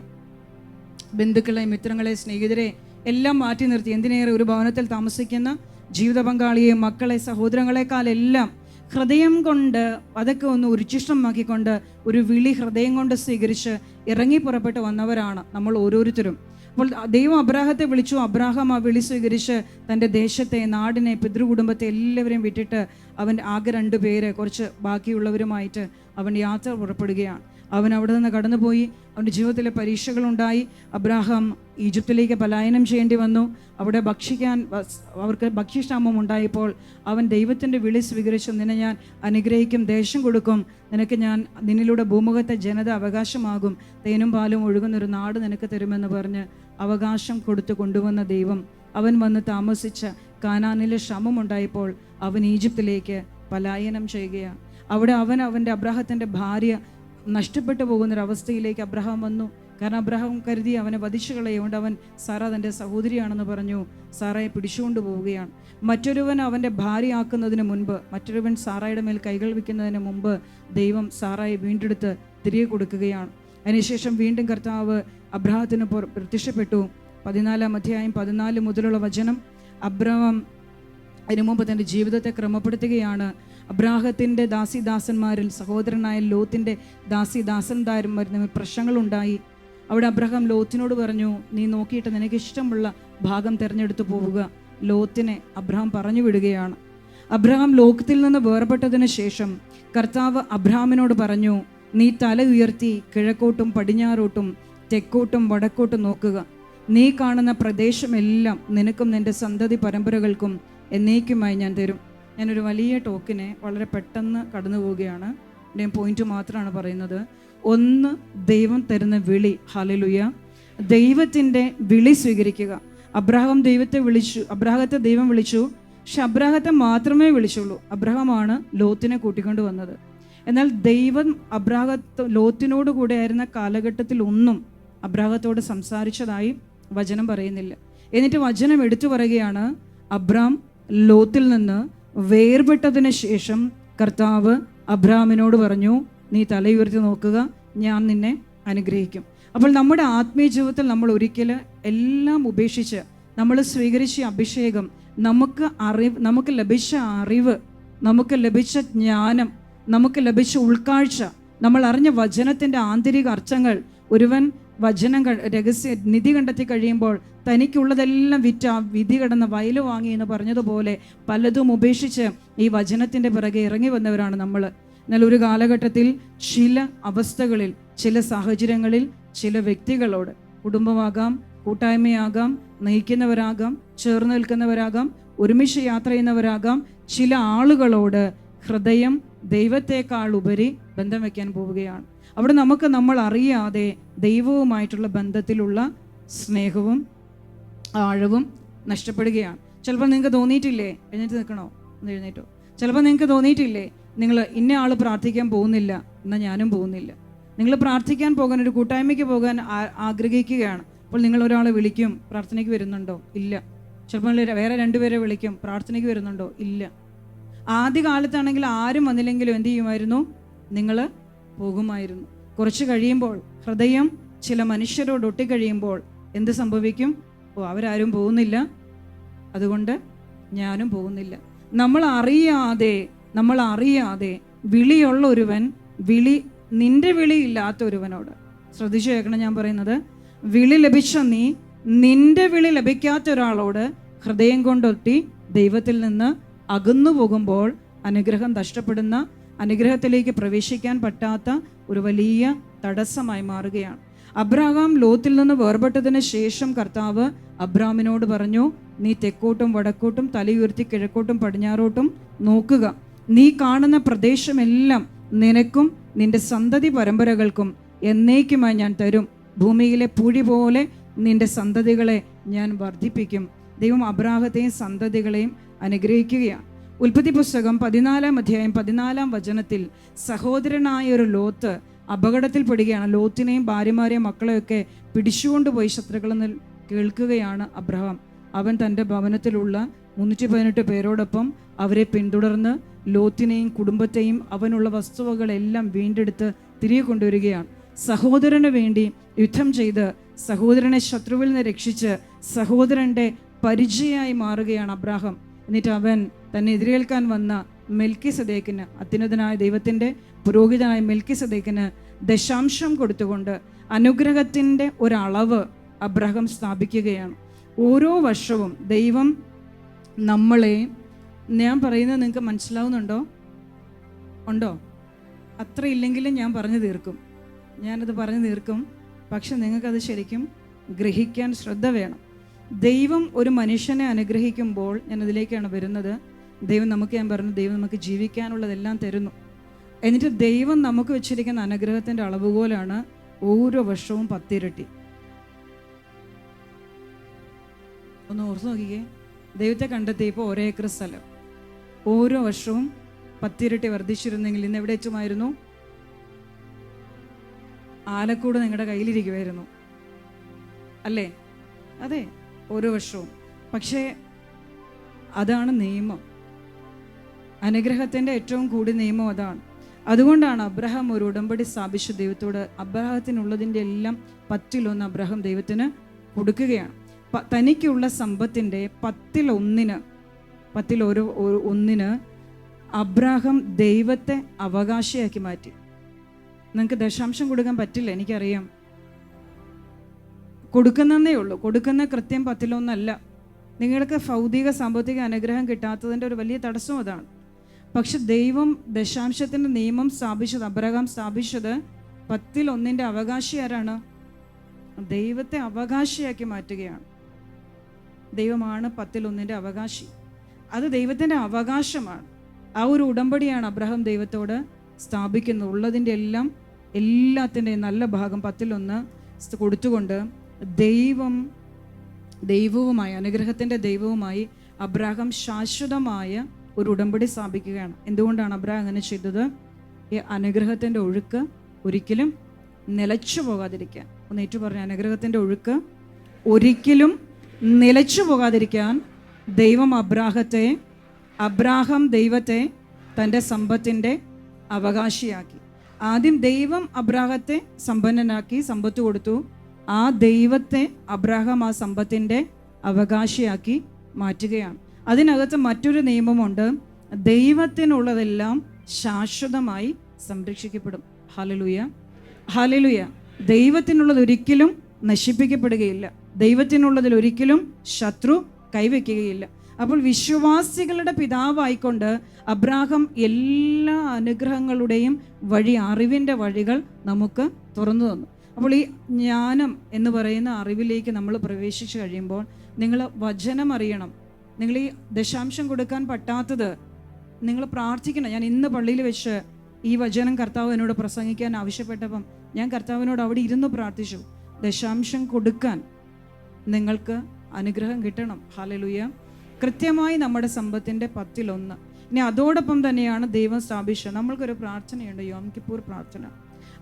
ഞാനത് നടത്താതിരിക്കുമ്പോൾ പോലും ആളുകൾ എന്നോട്, പ്ലീസ് അത് നടത്തണം, അത് നടത്താൻ വേണ്ടി എത്ര ദിവസം വേണമെങ്കിലും കർത്താവിൻ്റെ ദാസനും ദാസിക്കും വേണ്ടി ഞങ്ങൾ പ്രാർത്ഥിക്കാം. അത്ഭുതകരമായ ദൈവത്തിൻ്റെ വിടുതലാണ്. എന്തുകൊണ്ടാണ്? ആ പ്രാർത്ഥന പിതാവായ ദൈവത്തിൻ്റെ കൽപ്പനയായതുകൊണ്ടാണ്. Hallelujah, hallelujah. അങ്ങനെ പ്രാർത്ഥിക്കാൻ പിതാവ് കൽപ്പിച്ചതുകൊണ്ടാണ് ആ പ്രാർത്ഥനയിൽ അത്രയേറെ അധികാരവും വിടുതലും അനുഗ്രഹങ്ങളും പ്രാപിക്കാൻ കഴിയുന്നത്. കാരണം അത് ദൈവത്തിൻ്റെ നിയമമാണ്, പിതാവ് കൽപ്പിച്ചതാണ്. അതുപോലെ തന്നെയാണ് അബ്രാഹാം പിതാവായ ദൈവത്തോട് സ്ഥാപിച്ചെടുത്ത അനുഗ്രഹത്തിൻ്റെ വഴികൾ. ഒന്നാമത്തെ വഴിയാണ് ദശാംശം കൊടുക്കുക, അത് ഹൃദയം തുറന്ന്. ഇനി അതോടൊപ്പമുള്ള കൂടുതൽ അനുഗ്രഹീതരാകാനുള്ള വഴിയാണ് ആദ്യബല തിരുനാളുകൾ. സമ്പത്തിലെ ഏറ്റവും നല്ലതിനൊക്കെ ദൈവത്തെ അവകാശികളാക്കുക. ആ ജീവിതത്തെ മറ്റൊരു രീതിയിൽ ഇങ്ങനെ പറയാൻ, കർത്താവെ ഞാൻ കുടി പാർക്കുന്നിടത്ത് അവിടുന്ന് എൻ്റെ ദൈവമായിരിക്കും. ഇരുന്നുകൊള്ളുക. കർത്താവേ ഞാൻ കുടി പാർക്കുന്നിടത്ത് അവിടുന്ന് എൻ്റെ ദൈവമായിരിക്കും. Hallelujah, hallelujah, hallelujah. പ്രിയമുള്ളവരെ, അബ്രാഹാം ദൈവത്തിൽ നിന്ന് അനുഗ്രഹം ചോദിച്ചു വാങ്ങിച്ചെടുക്കുകയാണ്. ലോത്തിനെ പിടിച്ചുകൊണ്ടുപോയ ശത്രുക്കളെ പരാജയപ്പെടുത്തി ജയിച്ചവനായിട്ട് ദശാംശം കൊടുത്ത് അബ്രാഹാം തിരിച്ചു വന്ന് കഴിയുമ്പോൾ ആ രാത്രിയിൽ അബ്രാഹവുമായി കർത്താവ് ഒരു ഉടമ്പടി ചെയ്യുകയാണ്. ഉൽപ്പത്തി പുസ്തകം 15-ാം അധ്യായം. അബ്രാമിന് ദർശനത്തിൽ കർത്താവിൻ്റെ അരുളപ്പാടുണ്ടായി, അബ്രാം ഭയപ്പെടേണ്ട, ഞാൻ നിനക്ക് പരിചയമാണ്. ഹല്ലേലൂയ. അബ്രാഹത്തോട് ദൈവം പറയാം, നീ പേടിക്കേണ്ട, ഞാൻ നിന്റെ പരിചയമാണ്, നിന്നെ എല്ലാ ശത്രുക്കളിൽ നിന്നും ഞാൻ രക്ഷിക്കും, ഞാൻ നിന്നെ സംരക്ഷിക്കും, നിന്നെ ആരും സ്പർശിക്കുകയില്ല, നിന്നെ ആരും ജയിക്കുകയില്ല, നിന്നെ ആരും തോൽപ്പിക്കുകയില്ല. അടുത്ത വചനം പറയുകയാണ്, നിന്റെ പ്രതിഫലം വളരെ വലുതായിരിക്കും. ഹല്ലേലൂയ. അപ്പോൾ അബ്രാം ചോദിച്ചു, കർത്താവേ സന്താനങ്ങളില്ലാത്ത എനിക്ക് എന്ത് പ്രതിഫലമാണ് ലഭിക്കുക? അവിടെ ദൈവം അവനൊരു അവകാശിയെ വാഗ്ദാനം ചെയ്യുകയാണ്. അടുത്ത വചനത്തിൻ്റെ അവസാന ഭാഗത്തിൽ അബ്രാഹത്തിൻ്റെ ജീവിതത്തിൽ അബ്രാഹാം ദൈവത്തിന് ബലിയർപ്പിക്കുന്നു. ആദ്യം അബ്രാഹാം ദൈവത്തിന് സ്വാഭാവികമായൊരു ബലിയർപ്പിച്ചു. അതിനുശേഷം വാഗ്ദാനം ചെയ്യപ്പെട്ട സന്തതി നിനക്ക് അടുത്ത വർഷം സാറായിൽ ജനിക്കാൻ പോകുന്ന ഇസ്ഹാക്കുമായിട്ടായിരിക്കും ഞാൻ എൻ്റെ ഉടമ്പടി ഉറപ്പിക്കുക എന്ന ഇസ്ഹാക്കിൻ്റെ ജനനത്തിനു മുൻപേ പിതാവായ ദൈവം അവനെ പേര് വിളിച്ച് അബ്രാഹത്തോട് പറയുകയാണ്, അടുത്ത വർഷം ഈ സമയത്ത് നിന്റെ ഭാര്യ സാറായിൽ നിനക്ക് ജനിക്കുന്ന ഇസ്ഹാക്കുമായിട്ടായിരിക്കും ഞാൻ എൻ്റെ ഉടമ്പടി ഉറപ്പിക്കുക. അങ്ങനെ ദൈവം ഇസ്ഹാക്കിൻ്റെ ജനനത്തിന് മുമ്പേ പിതാവായ ദൈവം ഇസ്ഹാക്കിനെ പേര് വിളിക്കുകയാണ്. Hallelujah, hallelujah. അപ്പം അതുകൊണ്ടാണ് ദൈവം ഞാൻ അബ്രാം എന്ന പേര് മാറ്റി ദൈവം അവനെ അബ്രാഹാം എന്ന് വിളിച്ചു. അവൻ്റെ പുത്രൻ ജനിക്കുന്നതിന് മുമ്പേ അവൻ ഇസഹാക്ക് എന്ന് ദൈവം നാമകരണം ചെയ്തു. ദൈവം അബ്രാഹത്തിൻ്റെ ഇസഹാക്കിൻ്റെ, ഞാൻ നിങ്ങളുടെ പിതാക്കന്മാരായ അബ്രാഹത്തിൻ്റെയും ഇസഹാക്കിൻ്റെയും യാക്കോബിൻ്റെയും ദൈവമാണെന്ന് കർത്താവ് 3 പുരുഷന്മാരുടെ നാമത്തിൽ അറിയപ്പെടാൻ തക്കവണ്ണം അബ്രാഹമും ഇസഹാക്കും യാക്കോബും ഒക്കെ ദൈവം വിളിച്ചതുകൊണ്ട് മാത്രമല്ല ദൈവത്തിന് പ്രിയപ്പെട്ടവരായത്, അവരുടെ ജീവിതം കൊണ്ട് ജ്ഞാനം, അറിവ് അവരെ ദൈവത്തിൻ്റെ അനുഗ്രഹങ്ങൾക്ക് അവകാശികളാക്കി മാറ്റി. Hallelujah, hallelujah, hallelujah. അപ്പോൾ ദൈവം അബ്രാഹത്തിന് കൊടുത്ത ഈ അനുഗ്രഹങ്ങൾ ദൈവത്തിന് അബ്രാഹം ഈസി ആയിട്ടല്ല വാങ്ങിച്ചത്. ഇപ്പം നമ്മൾ വിചാരിക്കും, എന്നെ ദൈവം പ്രത്യക്ഷപ്പെട്ട് ഇങ്ങനെ പറഞ്ഞിരുന്നെങ്കിൽ എനിക്ക് സുഖമായിട്ട് ജീവിക്കാമായിരുന്നു. അത് നിന്റെ മുമ്പിൽ പ്രത്യക്ഷപ്പെട്ട് ദൈവം പറയുകയാണ്, നിനക്കും ഇതിനെല്ലാം അവകാശമുണ്ട്. പക്ഷെ നമുക്കത് ഗ്രഹിക്കാൻ കഴിയുന്നില്ലെന്ന് മാത്രം. അപ്പോൾ ദൈവം യാക്കോബിന് ജന്മം കൊടുക്കുവാൻ തിരഞ്ഞെടുത്ത ഇസഹാക്കിന് പിതാവായി ദൈവം സാറയുടെ ഉദരത്തിൽ ഇസഹാക്ക് രൂപപ്പെടുന്നതിന് മുൻപേ അവന് പേര് വിളിച്ചു. എന്നിട്ട് ഇസഹാക്കിലൂടെ നിന്റെ സന്തതിയിലൂടെ ഞാനൊരു ഉടമ്പടി ഉറപ്പിക്കും. അതിനുശേഷം അവന് പ്രായമായി 10-12 വയസ്സായപ്പോൾ ദൈവമായ കർത്താവ് അബ്രാഹത്തോട് പറയുകയാണ്, നിന്റെ പുത്രൻ ഇസഹാക്കിനെ എനിക്ക് ബലിയർപ്പിക്കുക, നിന്റെ പുത്രൻ ഇസഹാക്കിനെ എനിക്ക് ബലിയർപ്പിക്കുക. കർത്താവിൻ്റെ ദാസൻ ടോം ബ്രദർ പലപ്പോഴും എന്ന് ഞാൻ പറയുന്നത് പലപ്പോഴും 1-ലധികം തവണ സുരനെല്ലി മേരിലാൻഡിൽ ഒരിക്കൽ കർത്താവിൻ്റെ ദാസൻ പ്രസംഗിച്ചു. അബ്രാഹത്തോട് ദൈവം ഇസഹാക്കിനെ ബലിയർപ്പിക്കാൻ പറഞ്ഞു കഴിഞ്ഞപ്പോൾ അബ്രാഹത്തിൻ്റെ മനസ്സ് തകർന്നു. അബ്രാഹം വേദനിച്ചു. വളരെയേറെ ചിന്തകൾ അവൻ്റെ ഉള്ളിലൂടെ കടന്നുപോയി. ആ ബലിയർപ്പിക്കുവാൻ കടന്നുപോയ സമയത്ത് അബ്രാഹം വളരെയേറെ വേദനയിലൂടെയാണ് കടന്നുപോയത്. ഞാൻ അന്നത് കേട്ടുകൊണ്ടിരുന്നപ്പോൾ ഞാൻ ചിന്തിച്ചു, ഇല്ല, അബ്രാഹത്തിന് അറിയാമായിരുന്നല്ലോ, അങ്ങനെ ഒരു വ്യാഖ്യാനം ഉണ്ടല്ലോ, കർത്താവിൻ്റെ ദാസൻ അത് മറ്റൊരവസരത്തിൽ പഠിപ്പിക്കുമായിരിക്കും.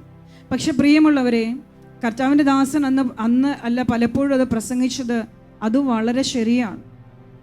അബ്രാഹം ഇസഹാക്കിനെ ബലിയർപ്പിക്കാൻ പോയത് വളരെ ഈസി ആയിട്ടല്ല. ഇസഹാക്കിനോട് തൻ്റെ ഉടമ്പടി ഉറപ്പിക്കും എന്ന വാഗ്ദാനം അബ്രാഹത്തിന് അറിയാമായിരുന്നത് കൊണ്ട് ഈ കല്ലുകളിൽ നിന്ന് പോലും മക്കളെ ഉൽപ്പാദിപ്പിക്കാൻ ദൈവത്തിന് കഴിയുമെന്ന് ദൈവത്തിൻ്റെ ശക്തി അബ്രാഹമിന് അറിയാമായിരുന്നത് കൊണ്ട് അവിടെ വെച്ച് യാക്കോബ് ഇസഹാക്കിനെ ബലിയർപ്പിക്കുന്നതിന് മുൻപ് യാക്കോബ് ഒരിക്കലും ഇസഹാക്ക് മരണത്തിൽ നിന്ന് തിരിച്ചു വരുമെന്ന് ചിന്തിച്ചോ ഇല്ലയോ എന്നതല്ല അബ്രാഹത്തെ സംബന്ധിച്ചുള്ള ഏറ്റവും വലിയ വേദന. അബ്രാഹാം കടന്നുപോയ ഏറ്റവും വലിയ പരീക്ഷണമാണ് ഇസഹാക്കിനെ ബലിയർപ്പിക്കാൻ പറഞ്ഞത്. അതിൽ അബ്രാഹത്തിൻ്റെ മനസ്സിടിഞ്ഞ്, അബ്രാഹാം മനസ്സ് നൊന്ത്, അബ്രാഹാം വേദനിച്ച്, അബ്രാഹാം വേദനയിലൂടെ ബലിയർപ്പണം പൂർത്തിയാക്കാൻ കടന്നു പോകാനുള്ള ഒരേ ഒരു കാരണം താൻ ദൈവത്തെ എപ്രകാരം അനുസരിക്കണം. കാരണം ദൈവം അബ്രാഹത്തോട് പറഞ്ഞിരിക്കുകയാണ്, നിന്റെ പുത്രനായ ഇസഹാക്കുമായി ഞാനൊരു ഉടമ്പടി ഉറപ്പിക്കുക, അവനോടാണ് ഞാൻ ഉടമ്പടി ഉറപ്പിക്കുന്നത്, അവനിലൂടെ ഒരു വലിയ ജനതയുണ്ടാകും, അനുഗ്രഹത്തിൻ്റെ ഉടമ്പടി അവനുമായിട്ടാണ്, അവനിൽ ഞാൻ അനുഗ്രഹം സ്ഥാപിക്കും. അതേ ദൈവം ഇസഹാക്കിനെ കുറിച്ചുള്ള എല്ലാ പദ്ധതികളെയും ദൈവം വെളിപ്പെടുത്തി കൊടുത്തു. എന്നിട്ട് അതേ ദൈവം പറയുകയാണ്, നീ നിന്റെ പുത്രൻ ഇസഹാക്കിനെ എനിക്ക് ബലിയർപ്പിക്കുക. സംസാരിക്കുന്ന ദൈവമാണ്. അന്ന് വരെ അബ്രാഹത്തിൻ്റെ ജീവിതത്തിൽ ആദ്യമായിട്ട് പിതാവിൻ്റെ കുടുംബത്തെ ഉപേക്ഷിച്ച് വരാൻ പറഞ്ഞ അന്ന് മുതൽ ഇസഹാക്കിനെ ബലിയർപ്പിക്കാൻ പറയുന്ന ആ നിമിഷം വരെ ദൈവം പറഞ്ഞിട്ടുള്ളതെല്ലാം അതുപോലെ നടന്നിട്ടുണ്ട്. Hallelujah, hallelujah, hallelujah. അപ്പോൾ അബ്രാഹാം കർത്താവിൻ്റെ ദാസനിലൂടെ പരിശുദ്ധാത്മാവ് നമ്മെ പ്രബോധിപ്പിച്ച അബ്രാഹാം അനുഭവിച്ച വലിയ വേദന ഒരൊറ്റ കാര്യമാണ്. അവന് ശരിയായ അറിവ്, ഞാൻ എൻ്റെ പുത്രനെ ബലി അർപ്പിക്കണമോ? ദൈവം ആവശ്യപ്പെടുകയാണ്, നീ ഇസഹാക്കിനെ ബലി അർപ്പിക്കുക. പക്ഷെ അതേ ദൈവം പറഞ്ഞിരിക്കുകയാണ്, ഇസഹാക്കുമായിട്ട് ഞാൻ എൻ്റെ ഉടമ്പടി സ്ഥാപിക്കും. ഞാൻ ഈ പറയുന്നതിൻ്റെ അർത്ഥം മനസ്സിലാവുന്നുണ്ടോ? അവിടെ ഒരു മനുഷ്യൻ, അവിടെ അബ്രാഹത്തിന് എന്തുണ്ടാകണമായിരുന്നു? ശരിയായ അറിവ്, വിവേകത്തിലൂടെ ശരിയായ അറിവ്. കുറച്ചു നാളുകൾക്ക് മുൻപ് കർത്താവിൻ്റെ ദാസനും ഞാനും കർത്താവിൻ്റെ ആലയത്തിനു വേണ്ടി പണിതുകൊണ്ടിരിക്കുന്ന ജ്ഞാനത്തിൻ്റെ ഭവനമാണത്. അതൊരു കെട്ടിടമല്ല, ജ്ഞാനത്തിൻ്റെ ഒരു ഭവനം. അത് പണിയാൻ ദൈവം നമ്മളെ തെരഞ്ഞെടുത്തല്ലോ. ഹല്ലേലൂയ. ദാസനെ അധികാരപ്പെടുത്തിയല്ലോ. ഹല്ലേലൂയ. നമുക്ക് ദൈവത്തെ സ്തുതിക്കാം. ഹല്ലേലൂയ. അപ്പോൾ ആ ഭവനത്തെ സംബന്ധിച്ച് ഞങ്ങൾ ദൈവത്തിൻ്റെ മുമ്പിൽ ഒരു പ്രാർത്ഥന വെച്ചു. ഞങ്ങൾ ഒരു ദിവസം പ്രാർത്ഥിച്ചു, ഉത്തരം വന്നില്ല. 7 ദിവസം പ്രാർത്ഥിച്ചു, ഉത്തരം വന്നില്ല. 14, 21 ദിവസം കഴിഞ്ഞ് 23-ാം ദിവസം കർത്താവ് പറഞ്ഞു, നിങ്ങളുടെ വിവേകമനുസരിച്ച് പ്രവർത്തിച്ചു കൊള്ളുക. നിങ്ങൾക്ക് വിവേകമുണ്ടല്ലോ, നിങ്ങളുടെ വിവേകമനുസരിച്ച് പ്രവർത്തിച്ചു കൊള്ളുക. ഞങ്ങൾ അതിനു വേണ്ടി ഒരു തീരുമാനം എടുക്കാൻ ഒരു ആലോചന ചോദിച്ചതാണ്. പക്ഷെ കർത്താവ് പറഞ്ഞൊരൊറ്റ വാക്ക്, നിങ്ങൾക്ക് വിവേകമുണ്ടല്ലോ, നിങ്ങളുടെ വിവേകമനുസരിച്ച് തീരുമാനമെടുത്തുകൊള്ളുക. ഞാൻ കർത്താവിൻ്റെ ദാസനോട് പറഞ്ഞു, നമ്മൾ വളരെയേറെ സൂക്ഷിക്കണം, നമ്മൾ വളരെയേറെ ശ്രദ്ധിക്കണം. കാരണം ഇവിടെ നമ്മൾ ദൈവത്തിൻ്റെ മനസ്സറിയണം. ദൈവം പറയുകയാണ്, നീ നിൻ്റെ വിവേകമനുസരിച്ച് ഒരു തീരുമാനമെടുക്കുക. പക്ഷെ ആ ഒരു അവസ്ഥ, ദൈവത്തിൻ്റെ ഒരു പദ്ധതി വെളിപ്പെട്ടിരിക്കുക. അത് വളരെ വളരെ നമ്മൾ വളരെയേറെ നമ്മൾ അറിയേണ്ട ഒരു കാര്യമാണ്. അറിവ് ഞാൻ പറയും, ഞങ്ങൾ പ്രാർത്ഥിച്ചു, അറിവ് ഞങ്ങൾ ചോദിച്ച കാര്യം ചെയ്യാതിരിക്കാൻ പ്രേരിപ്പിച്ചു. അത് ഒരു ബുദ്ധിയിൽ ആലോചിച്ചാൽ ഒരു വളരെ നല്ല കാര്യമാണ്. ഇങ്ങനൊരു തീരുമാനമെടുത്താൽ ഇതെല്ലാം ക്രമപ്പെടുകയില്ലേ? പക്ഷെ കർത്താവ് ഈശോ പറഞ്ഞു, നിങ്ങൾ വിവേകത്തോടെ തീരുമാനിക്കുക. പക്ഷെ പിന്നീട് ധ്യാനിച്ചു, എല്ലാത്തിനെയും കുറിച്ച് ധ്യാനിച്ചു. ദൈവത്തിൻ്റെ വാഗ്ദാനം, ദൈവത്തിൻ്റെ പദ്ധതികൾ, എങ്ങനെയാണ് ഇത് ആരംഭിച്ചത്, എങ്ങനെയാണ് ഇങ്ങനൊരു ഭവനം പണിയാൻ ആരംഭിച്ചത്, അന്ന് കർത്താവ് എന്താണ് സംസാരിച്ചിരിക്കുന്നത്, ഇങ്ങനെ എല്ലാത്തിനെയും കുറിച്ചും ആലോചിച്ച് ധ്യാനിച്ച് പഠിച്ച് മനസ്സിലാക്കി എടുത്തപ്പോൾ മനസ്സിലായി, ആ പറഞ്ഞ കാര്യം, ആ പ്രവൃത്തി അതല്ല, അത് ഉചിതമല്ല, അത് ചെയ്തു കഴിഞ്ഞാൽ അനുഗ്രഹങ്ങൾ തകിടം മറഞ്ഞു പോകുമെന്ന് മനസ്സിലാവുകയാണ്. അപ്പോൾ അബ്രാഹത്തെ സംബന്ധിച്ച് അബ്രാഹാം ഇതിലും വലിയ വിളിയുടെ ഭാഗമായി നിന്നിട്ട് അവനോട് ദൈവം പറയുകയാണ്, നിന്റെ പുത്രനായ ഇസഹാക്കുമായിട്ട് ഞാൻ ഒരു ഉടമ്പടി ഉറപ്പിക്കും, ഞാൻ ഉറപ്പിച്ചിരിക്കും, നീയമായിട്ടുള്ള നിന്റെ പുത്രനുമായിട്ട്, എന്നിട്ട് അവസാനം വരെ ഉള്ളവനുമായിട്ട് ഒരുവനെ ലോകത്തെ രക്ഷിക്കാൻ ഒരുവനെ കൊടുക്കും. ഇതൊക്കെ ദൈവം പറഞ്ഞിട്ട് ദൈവം അതേ അബ്രാഹത്തോട് പറയണം, അതേ മകനെ ബലിയർപ്പിക്കുക. അബ്രാഹത്തിൻ്റെ നെടുവീർപ്പുകൾ, അബ്രാഹാം എത്രയോ കരഞ്ഞ് എത്രയോ സമയം എടുത്തിട്ടായിരിക്കാം ബലിയർപ്പണത്തിലേക്ക് ആ മകനുമായിട്ട് മോറിയ മലയിലേക്ക് ഇസഹാക്കിനെ കൂട്ടിക്കൊണ്ട് ഒരു കെട്ട് വിറകും ഒരു കത്തിയുമായിട്ട് പോകാനൊരു തീരുമാനം എടുക്കാൻ അബ്രാഹാം കടന്നുപോയ, അബ്രാഹാം ജയിച്ച ജയം നമ്മുടെ ബുദ്ധിക്ക് അത് ഗ്രഹിക്കാൻ സാധിക്കില്ല. ഞാൻ നിങ്ങളെ പഠിപ്പിക്കാൻ, നിങ്ങൾ മനസ്സിലാക്കണം. അബ്രാഹാം ദൈവത്തിൻ്റെ മനസ്സറിഞ്ഞ് ദൈവത്തിന് മുമ്പിൽ ജയിച്ച് ജയം. കാരണം വചനം വ്യക്തമായി പറയുകയാണ്, പിന്നീട് ഒരിക്കൽ കർത്താവ് അബ്രാഹത്തെ പരീക്ഷിക്കാൻ പറഞ്ഞു. അബ്രാഹത്തെ പരീക്ഷിക്കാൻ പറഞ്ഞു എന്ന് ഞാൻ പറഞ്ഞതല്ല, ബൈബിള് വചനമാണ്. പരീക്ഷിക്കുകയാണ്, അതല്ലാതെ നിർദ്ദേശിച്ചുവെന്നല്ല വചനം പറയുന്നത്. ഹല്ലേലൂയ. അബ്രാഹത്തോട് ദൈവം നിർദ്ദേശിച്ചു, നിന്റെ പുത്രനായ ഇസ്ഹാക്കിനെ കൊണ്ടുപോയി ബലിയർപ്പിക്കുന്നല്ല. അബ്രാഹത്തെ പരീക്ഷിക്കാൻ വേണ്ടി ദൈവം അവനോട് ആവശ്യപ്പെട്ടു, നിന്റെ പുത്രനായ ഇസ്ഹാക്കിനെ കൊണ്ടുപോയി ബലിയർപ്പിക്കുക. അപ്പോൾ അബ്രാഹാം എങ്ങനെ വിശ്വാസിയുടെ പിതാവായിട്ട് മാറി? അവൻ ദൈവത്തിൽ അർപ്പിച്ച വിശ്വാസം, ദൈവത്തിൻ്റെ ഹിതം തിരിച്ചറിയുക, ദൈവത്തിൻ്റെ മനസ്സ് തിരിച്ചറിയുക, ദൈവത്തിൻ്റെ ഇംഗിതങ്ങൾ തിരിച്ചറിയുക. ചുരുക്കമായി പറഞ്ഞാൽ, ദൈവം വിളിച്ച അബ്രാഹത്തിൻ്റെ ഹൃദയം ഒട്ടിയിരുന്നത് സാറയോടല്ല, ഇസ്ഹാക്കിനോടല്ല, ദൈവത്തോടാണ്. ഹല്ലേലൂയ. അപ്പോൾ വചനപ്രകാരം, വചനമനുസരിച്ചുകൊണ്ട് പഴയ നിയമത്തിലൂടെയും പുതിയ നിയമത്തിൽ വിശുദ്ധീകരണത്തിൻ്റെ നിയമവും പഴയ നിയമത്തിൽ അനുഗ്രഹത്തിൻ്റെ നിയമങ്ങളുമാണ്. പഴയ നിയമം മുഴുവനും അനുഗ്രഹങ്ങളാണ്. അപ്പോൾ ദൈവം അബ്രാഹത്തിന് മണ്ണ് കൊടുക്കുകയാണ്, ദേശം അവകാശമായി കൊടുക്കുകയാണ്. അതേ നിയമം തന്നെയാണ് ദൈവം ഇന്നും ഓരോ മനുഷ്യനെയും യേശുക്രിസ്തുവിലൂടെ സ്വന്തമാക്കുമ്പോൾ പാപമോചനം മാത്രമല്ല, നിത്യജീവൻ മാത്രമല്ല, ഈ ലോകത്തിൽ ജീവിച്ചിരിക്കുന്ന കാലത്തോളം നമ്മൾ അനുഗ്രഹീതരായിട്ട് ജീവിക്കുക എന്നുള്ള അബ്രാഹത്തിന് കൊടുത്ത, ഇസ്ഹാക്കിന് ലഭിച്ച, യാക്കോബിന് കൊടുത്ത സാബത്ത് ഉടമ്പടിയിലൂടെ ദൈവം ഉറപ്പിച്ച, ദശാംശത്തിൻ്റെ ഉടമ്പടിയിലൂടെ ദൈവം ഉറപ്പിച്ച ഭൗതിക അനുഗ്രഹത്തിന് നിങ്ങൾ ഓരോരുത്തരും, ഞാനും അവകാശികളാണ്. അപ്പോൾ ദൈവം നമ്മൾ ദൈവത്തെ അറിഞ്ഞു. ലേവ്യരുടെ പുസ്തകം 20-ാമത്തെ അധ്യായത്തിൽ നമ്മൾ ഇങ്ങനെയാണ് പഠിക്കുന്ന, ആരെങ്കിലും മന്ത്രവാദികളുടെയും കൊടുത്തരക്കാരുടെയും പിറകെ പോയി പിശാചിനെ ആരാധിച്ചാൽ ഞാൻ അവനെതിരെ മുഖം തിരിക്കും, അവനെ ഞാൻ സ്വജനത്തിൽ നിന്ന് വിച്ഛേദിച്ചു കളയും. അവനെ മാത്രമല്ല, അവൻ്റെ കൂടെ പോയവരെയും സ്വജനത്തിൽ നിന്ന് വിച്ഛേദിച്ചു കളയും. അപ്പോൾ നമ്മുടെ പിതാക്കന്മാർ അന്യ ആരാധനകൾ നടത്തി ദൈവത്തെ മറന്ന്, ദൈവത്തെ അറിയാതെ, ദൈവത്തെ വെറുപ്പിച്ച്, ദൈവത്തെ പ്രകോപിപ്പിച്ച് ദൈവത്തിൽ നിന്ന് അകന്നുപോയവരാണ്. നമ്മൾ ഒരിക്കൽ ദൈവത്തെ കണ്ടുമുട്ടുകയാണ്, പിന്നെ നമ്മൾ ദൈവത്തിൻ്റെതായിട്ട് ജീവിക്കാൻ ആഗ്രഹിക്കുകയാണ്. അപ്പോൾ ധൂർത്തപുത്രൻ മണ്ണിൽ കിടന്ന് അവൻ മണ്ണ് വരെ എടുത്ത് തിന്നു എന്നാണ് വാസ്തവം പറയുന്നത്. പന്നി തിന്നുന്ന തവിടെങ്കിൽ നിന്ന് അവൻ വിശപ്പ് മാറ്റാൻ ആഗ്രഹിച്ചു, ആരും അവൻ അതുപോലും കൊടുത്തില്ല. അപ്പോൾ അവൻ പിതാവിൻ്റെ ഭവനത്തെക്കുറിച്ച് ഓർത്തു. അവൻ അവിടെ നിന്ന് എഴുന്നേറ്റ് പിതാവിൻ്റെ ഭവനത്തിലേക്ക് യാത്ര ചെയ്തു.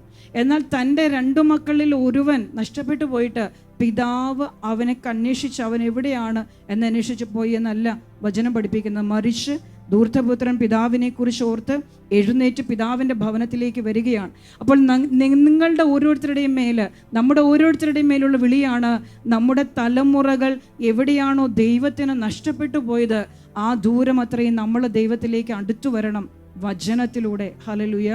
കേവലം ജപമാല മാത്രം പ്രാർത്ഥിച്ച്, ജപമാല പ്രാർത്ഥനയ്ക്ക് ശക്തിയില്ലെന്നല്ല കേട്ടോ, അതാണ് ഏറ്റവും ശക്തിയുള്ള പ്രാർത്ഥന. നരകീയ ശക്തികൾക്കെതിരെ ഏറ്റവും യേശുക്രിസ്തുവിൻ്റെ നാമം കഴിഞ്ഞാൽ ശക്തിയേറിയ നാമം പരിശുദ്ധ മറിയത്തിൻ്റെ നാമമാണ്. ഹല്ലേലൂയ. പിശാചിൻ്റെ മേലും അശുദ്ധാത്മാക്കളുടെ മേലും പരിശുദ്ധ മറിയത്തിൻ്റെ നാമത്തിന് അധികാരമുണ്ട്. സൃഷ്ടപ്രപഞ്ചത്തിൻ്റെ മേൽ പരിശുദ്ധ മറിയത്തിൻ്റെ നാമത്തിന് അധികാരമുണ്ട്. Hallelujah, hallelujah, hallelujah. അപ്പോൾ ജപമാല പ്രാർത്ഥനയ്ക്ക് ശക്തിയില്ലെന്നല്ല ഞാൻ പഠിപ്പിക്കുന്നത്.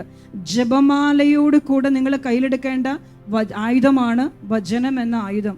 ഈ വചനം നമ്മളെ വിശുദ്ധീകരിക്കുന്നു, ആ വചനം നമ്മളെ പോറ്റുന്നു, ആ വചനം നമ്മളെ പരിപാലിക്കുന്നു, ആ വചനം നമ്മളെ നിത്യജീവന് യോഗ്യരാക്കി മാറ്റുന്നു. വചനത്തിന് നമ്മൾ നമ്മുടെ ഹൃദയത്തിൽ അവകാശികളായി മാറുമ്പോൾ നമ്മൾ ആത്മീയമായി സമ്പന്നരാകുന്നു. നമ്മൾ സമ്പാദിക്കുന്ന ആത്മീയ സമ്പത്ത് നമ്മളിലൂടെ അനേകർക്ക് പ്രയോജനപ്രദമായി തീരുന്നു. അനുഗ്രഹത്തിൻ്റെ 1-ാമത്തെ തലമാണ് ദൈവം ഒരുവനെ കണ്ടെത്തി കഴിയുമ്പോൾ ഞാൻ പറഞ്ഞു, നിങ്ങൾ ധൂർത്തപുത്രനെ പോലെ തിരികെ വരണം. എങ്ങോട്ടേക്ക്? പിതാവിൻ്റെ ഭവനത്തിലേക്ക്. അപ്പോൾ നമ്മൾ ദൈവത്തെ പിൻപറ്റാൻ ആലോചിച്ചാൽ, നിങ്ങൾ കുറച്ച് യാത്ര ചെയ്ത് കഴിയുമ്പോൾ ചില്ലോത്തുമാരുടെ കൂടെ നിങ്ങളുടെ യാത്ര അവസാനിപ്പിക്കരുത്. നിങ്ങൾ ചില പ്രതിസന്ധികളിൽ പെട്ട് കഴിയുമ്പോൾ നിങ്ങളവിടെ ഭയന്ന് നിങ്ങളുടെ യാത്ര അവസാനിപ്പിച്ചു കളയരുത്. അബ്രാഹാം അനുഗ്രഹീതനായിരുന്നു, അതുകൊണ്ട് അവനെ ദൈവം വിളിച്ച് തിരഞ്ഞെടുത്തത് കൊണ്ട് അവൻ അനുഗ്രഹീതനായിരുന്നു. അനുഗ്രഹത്തിന് അവൻ അവകാശിയായിരുന്നു, അതുകൊണ്ട് അവൻ അനുഗ്രഹീതനായിട്ട് മാറി. എന്നാൽ വിശുദ്ധ ഗ്രന്ഥത്തിൽ നമ്മളൊരു പുസ്തകം വായിക്കുകയാണ്, തോബിത്ത് എന്നൊരുവനെ കുറിച്ച്. അവൻ്റെ കണ്ണുകൾക്ക് കാഴ്ചയുണ്ടായിരുന്നില്ല, അവൻ നല്ലവനായിരുന്നു, എന്നാൽ അവൻ എല്ലാ രീതിയിലും ദുർബലനായിരുന്നു. അവന് സമ്പത്തുണ്ടായിരുന്നില്ല, അതീവ ദാരിദ്ര്യത്തിലാണ് അവൻ്റെ ഭാര്യ ജീവിച്ചിരുന്നത്. തൻ്റെ കുടുംബം പോറ്റാൻ, ഒരു തൊഴിൽ ചെയ്യാൻ അവൻ്റെ കണ്ണുകൾക്ക് കാഴ്ചയുണ്ടായിരുന്നില്ല. എന്നാൽ അവൻ കരുണയുള്ളവനായിരുന്നു, തൻ്റെ ജനത്തിൽപ്പെട്ട ആരെങ്കിലും മരിച്ചു തെരുവിൽ കിടക്കുകയാണെന്ന് അറിഞ്ഞാൽ അവരെ എടുത്ത് സംസ്കരിക്കുന്നതിൽ അവൻ ഒരിക്കലും മടി വിചാരിച്ചിരുന്നില്ല.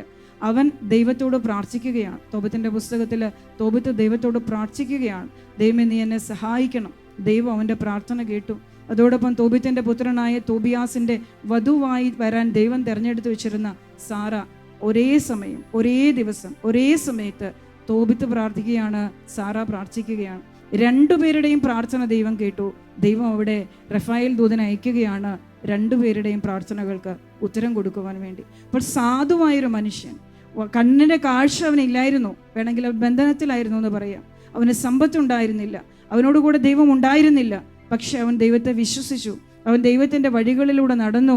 അവൻ ദൈവത്തോട് പ്രാർത്ഥിച്ചപ്പോൾ ദൈവം അവൻ്റെ രോഗത്തെ സുഖപ്പെടുത്തി, കണ്ണു തുറന്ന് കാഴ്ച കൊടുത്ത്, അവൻ്റെ സമ്പത്ത് കൊടുത്ത് അവന് ദൈവം മകനെ അനുഗ്രഹിച്ച്, അവൻ്റെ കുടുംബത്തെ അനുഗ്രഹിച്ച്, അവൻ്റെ തലമുറകളെ ദൈവം അനുഗ്രഹിക്കുകയാണ്. Hallelujah, hallelujah. അപ്പോൾ നിങ്ങൾ എത്രയേറെ ശാപത്തിൻ്റെ സന്തതിയായിട്ട് ജനിച്ചതാണെങ്കിലും, നിങ്ങൾ എത്രയേറെ അനുഗ്രഹത്തിലാണ് നിൽക്കുന്നതെങ്കിലും, നിങ്ങളുടെ രണ്ടു കൂട്ടരുടെയും പ്രാർത്ഥനയ്ക്ക് ദൈവസന്നദ്ധിയിൽ ഉത്തരമുണ്ട്. Hallelujah, hallelujah. അപ്പോൾ ദൈവം ഒരുവനെ കണ്ടെത്തി കഴിയുമ്പോൾ, ദൈവം ഒരുവനെ സ്വന്തമാക്കുമ്പോൾ, ദൈവം നമുക്ക് തരുന്ന ഒന്നാമത്തെ അനുഗ്രഹമാണ് അധിവാസ യോഗ്യമായ ഭൂമി, അധിവസിക്കാൻ യോഗ്യമായ ഭൂമി. ആ ഭൂമിയിൽ എനിക്ക് കർത്താവ് തന്നിരിക്കുന്ന അടയാളം ഇതാണ്: ദൈവമാണ് ഒരു മണ്ണ് നമുക്ക് ഞാനിത് പറയുന്നില്ല, പറഞ്ഞു കഴിഞ്ഞാൽ നിങ്ങൾക്ക് സംശയം വരും, നിങ്ങളുടെ അറിവിലത് നിങ്ങൾക്ക് ഭാരം വരും. വേറൊരു രീതി പറയാം, ദൈവം എപ്പോഴും ജീവൻ്റെ കിണർ കൊടുത്തിട്ടുണ്ട്, വെള്ളം കൊടുത്തിട്ടുണ്ട് ദൈവത്തിൻ്റെ മക്കൾക്ക്. ഹല്ലേലൂയ. അപ്പോൾ അധിവാസയോഗ്യമായ ഭൂമി, കുടിക്കാൻ നമുക്ക് ആവശ്യത്തിനുള്ള വെള്ളം, അതിൽ നിങ്ങൾ ശ്രദ്ധ വെക്കേണ്ട. അധിവാസയോഗ്യമായ ഭൂമി, അധിവാസയോഗ്യമായ ഭവനം, നിന്റെ കുടുംബത്തിൻ്റെ മേൽ അനുഗ്രഹം, അത് പുലർത്താനുള്ള സമ്പത്ത്, ഇത് ദൈവം തരുന്ന ഒന്നാമത്തെ അനുഗ്രഹമാണ്. ഇനി നമ്മൾ ദൈവത്തെ വചനം അനുസരിച്ച് പിൻപറ്റി കഴിഞ്ഞാൽ, ദശാംശം കൊടുത്ത് ആദിഫലങ്ങൾ സമർപ്പിച്ച്, നിങ്ങളുടെ എല്ലാ വചനം അനുസരിച്ച് എല്ലാ പ്രവൃത്തികളിലും എല്ലായിടത്തും ദൈവത്തെ മഹത്വപ്പെടുത്തി കഴിഞ്ഞാൽ, ദൈവം നമ്മളെ ഓരോ വർഷവും ഓരോ നാളുകളിലും വർദ്ധിപ്പിച്ചുകൊണ്ടേയിരിക്കും. ഹല്ലേലൂയ. അനുഗ്രഹിച്ചുകൊണ്ടേയിരിക്കും. ഹല്ലേലൂയ. അപ്പോൾ നമ്മളായിരിക്കുന്ന ഈ സ്പിരിറ്റൻജീസ് അഭിഷേകത്തിൽ അതേ അനുഗ്രഹത്തിൻ്റെ വാതിലുകളും തുറന്നു തന്നെയാണ് ഇരിക്കുന്നത്. അപ്പോൾ നിങ്ങൾക്ക് ഈ കഴിഞ്ഞു പോയ നാളുകളിൽ നിങ്ങൾക്ക് ലഭിക്കാത്ത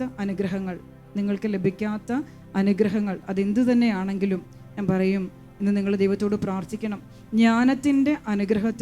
ജ്ഞാനത്തിൻ്റെ അഭിഷേകത്തിലൂടെ നിങ്ങൾക്ക് ഈ അനുഗ്രഹം പ്രാപിക്കാൻ സാധിക്കുന്നത് നമ്മുടെ പിതാക്കന്മാർ ചെയ്ത പാപത്തിലൂടെ വന്നു കിടക്കുന്ന ശാപത്തിൻ്റെ ചില അഴിയാ കുരുക്കുകളെ അഴിക്കാനുള്ള അധികാരം ജ്ഞാനത്തിൻ്റെ അഭിഷേകത്തിനുണ്ട്. Hallelujah, hallelujah. യേശുവിനെ ദൈവത്തിൻ്റെ പുത്രനാക്കി മാറ്റിയ, ഉദരത്തിലായിരുന്ന സ്നാപക യോഹന്നാനെ ആത്മാവിനാലും അഗ്നിയാലും അഭിഷേകം ചെയ്ത പരിശുദ്ധ കന്യകാമറിയത്തിൻ്റെ അഭിഷേകത്തിന് പിതാക്കന്മാരിലൂടെ വന്നിട്ടുള്ള ശാപത്തിൻ്റെ അഴിയാ കുരുക്കുകളെ നമ്മളിൽ നിന്ന് അഴിച്ചു കളയുവാനുള്ള അധികാരമുണ്ട്. Hallelujah, hallelujah, hallelujah. പ്രഭാഷകന്റെ പുസ്തകം 11-ാം അധ്യായം 17-ാം വചനം, കർത്താവിൻ്റെ ദാനങ്ങൾ ദൈവഭക്തനിൽ നിന്ന് ഒഴിയുന്നില്ല, ദൈവകൃപ ശാശ്വതമായ അനുഗ്രഹം പ്രദാനം ചെയ്യുന്നു. അപ്പോൾ ജ്ഞാനം വഴി നിങ്ങൾ അനുഗ്രഹിക്കപ്പെടണമെങ്കിൽ ഒരൊറ്റ നിയമമേ ഉള്ളൂ, നിങ്ങളിൽ വചനമുണ്ടാകണം. ഹല്ലേലൂയ. വചനങ്ങൾ നിങ്ങൾ അറിയണം. ഉന്നതത്തിൽ നിന്നുള്ള ജ്ഞാനം ഒന്നാമത് ശുദ്ധവും വിധേയത്വമുള്ളതും വിനീതവും എല്ലാ ഫലങ്ങളും നിറഞ്ഞതാണ്. ജ്ഞാനത്തിൻ്റെ പുസ്തകം 9-ാം അധ്യായം 17-ാം വചനം, അങ്ങ് ജ്ഞാനത്തെയും അങ്ങയുടെ പരിശുദ്ധാത്മാവിനെയും ഉന്നതത്തിൽ നിന്ന് നൽകിയില്ലെങ്കിൽ അങ്ങയുടെ ഹിതം ആരറിയും? ജ്ഞാനം ഭൂവാസികളുടെ പാത നേരെയാക്കി. ഏറ്റുപറഞ്ഞ്, അങ്ങ് ജ്ഞാനത്തെയും പരിശുദ്ധാത്മാവിനെയും ഉന്നതത്തിൽ നിന്ന് നൽകിയില്ലെങ്കിൽ അങ്ങയുടെ ഹിതം ആരറിയും? ജ്ഞാനം ഭൂവാസികളുടെ പാത നേരെയാക്കി, അങ്ങേക്ക് പ്രസാദമുള്ളവ അവരെ പഠിപ്പിച്ചു, അവർ രക്ഷിക്കപ്പെടുകയും ചെയ്തു. Hallelujah, hallelujah, hallelujah, hallelujah. ജ്ഞാനത്തിൻ്റെ പുസ്തകം 8-ാം അധ്യായം 1 മുതലുള്ള വചനം, ജ്ഞാനം ഭൂമിയിൽ ഒരറ്റം മുതൽ മറ്റേ അറ്റം വരെ ജ്ഞാനം സ്വാധീനം ചെലുത്തുന്നു. അവൾ എല്ലാ കാര്യങ്ങളും നന്നായി ക്രമപ്പെടുത്തുന്നു. ഞാൻ യൗവനം മുതൽ അവളെ സ്നേഹിക്കുകയും അന്വേഷിക്കുകയും ചെയ്തു. അവളെ വരിക്കാൻ ഞാൻ അഭിലഷിച്ചു. അവളുടെ സൗന്ദര്യത്തിൽ ഞാൻ മതിമറന്നു. ദൈവത്തോടത് ജീവിച്ച് തൻ്റെ കുലീന ജന്മം അവൾ മഹത്വപ്പെടുത്തുന്നു. എല്ലാറ്റിൻ്റെയും കർത്താവ് അവളെ സ്നേഹിക്കുന്നു. ദൈവത്തെക്കുറിച്ചുള്ള ജ്ഞാനത്തിൻ്റെ ആദ്യത്തെ പടി അവളാണ്. ദൈവത്തെക്കുറിച്ചുള്ള ജ്ഞാനത്തിൻ്റെ ആദ്യത്തെ പടി പരിശുദ്ധ മറിയത്തെ അറിയുക, തിരിച്ചറിയുക, സ്നേഹിക്കുക എന്നുള്ളതാണ്.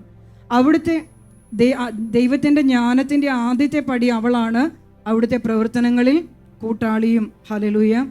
ധനസമ്പാദനം ജീവിതത്തിൽ അഭികാമ്യമാണെങ്കിൽ സർവവും സാധ്യമാക്കുന്ന ജ്ഞാനത്തിലുമുപരി ധനം എന്തുണ്ട്?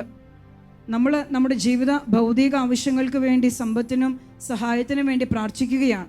എന്നാൽ വചനം നമ്മളെ പഠിപ്പിക്കുന്നു, അത് ജീവിതത്തിൽ അഭികാമ്യമാണെങ്കിൽ എല്ലാം സാധ്യമാക്കുന്ന, എന്താണ് ജ്ഞാനത്തെക്കുറിച്ച് പറയുന്നത്? സർവവും സാധ്യമാക്കുന്ന ജ്ഞാനത്തിലുമുപരി ധനം എന്തുണ്ട്? Hallelujah, hallelujah. അപ്പോൾ ജ്ഞാനം ഭൂവാസികളുടെ പാത നേരെയാക്കി. അടുത്ത വചനം പറയുകയാണ്, ജ്ഞാനം സർവവും സാധ്യമാക്കുന്നു. Hallelujah, hallelujah, hallelujah. നീതിയെ സ്നേഹിക്കുന്നവന് അവളുടെ പ്രവർത്തനങ്ങളുടെ ഫലം നന്മയായിരിക്കും. ആദ്യമായിട്ട് വചനം ജ്ഞാനം നമ്മളെ പ്രവർത്തിക്കുന്ന നമ്മുടെ ഹൃദയത്തിലാണ്. ആത്മനിയന്ത്രണവും വിവേകവും നീതിയും ധൈര്യവും അവൾ പരിശീലിപ്പിക്കുന്നു. ജീവിതത്തിൽ ഇവയേക്കാൾ പ്രയോജനകരമായി ഒന്നുമില്ല. വിപുലമായ അനുഭവജ്ഞാനമാണ് നിങ്ങൾ ഇച്ഛിക്കുന്നതെങ്കിൽ അവൾക്ക് എല്ലാം അറിയാം. 9-ാം വചനം, വ്യഗ്രതയിലും ദുഃഖത്തിലും അവൾ എനിക്ക് സതുപദേശവും പ്രോത്സാഹനവും തരുമെന്നറിഞ്ഞ് ഞാൻ അവളെ എൻ്റെ സന്തത സഹചാരിണിയാക്കും. അടുത്ത വചനം പറയുകയാണ്, പിൻഗാമികളിൽ എൻ്റെ സ്മരണ നിലനിൽക്കും. 16-ാം വചനം, വീട്ടിലെത്തി ഞാൻ അവളുടെ സമീപത്ത് വിശ്രമം അനുഭവിക്കും. അവളുടെ മൈത്രിയിൽ തിക്തതാ സ്പർശമില്ല. അവളോടൊത്തുള്ള ജീവിതം ദുഃഖരഹിതമാണ്, ആഹ്ലാദവും ആനന്ദവും മാത്രം. ജ്ഞാനത്തോടുള്ള ബന്ധത്തിൽ അമർത്യതയും അവളുടെ മൈത്രിയിൽ നിർമ്മലമായ മോദവും അവളുടെ പ്രവൃത്തികളിൽ അക്ഷയ സമ്പത്തും സംസർഗത്തിൽ വിവേകവും അവളുമായുള്ള സംഭാഷണത്തിൽ യശസ്സും കുടികൊള്ളുന്നു എന്ന് ചിന്തിച്ച് എങ്ങനെ അവളെ സ്വന്തമാക്കാം എന്ന് തേടി ഞാൻ അലഞ്ഞു. ശൈശവം മുതലേ ഞാൻ അനുഗ്രഹീതനും നല്ലൊരു ഹൃദയം അവകാശമായി ലഭിച്ചവനുമാണ്. അഥവാ ഞാൻ നല്ലവനാണ്. അതുകൊണ്ട് നിർമ്മലമായ ശരീരം എനിക്ക് ലഭിച്ചു.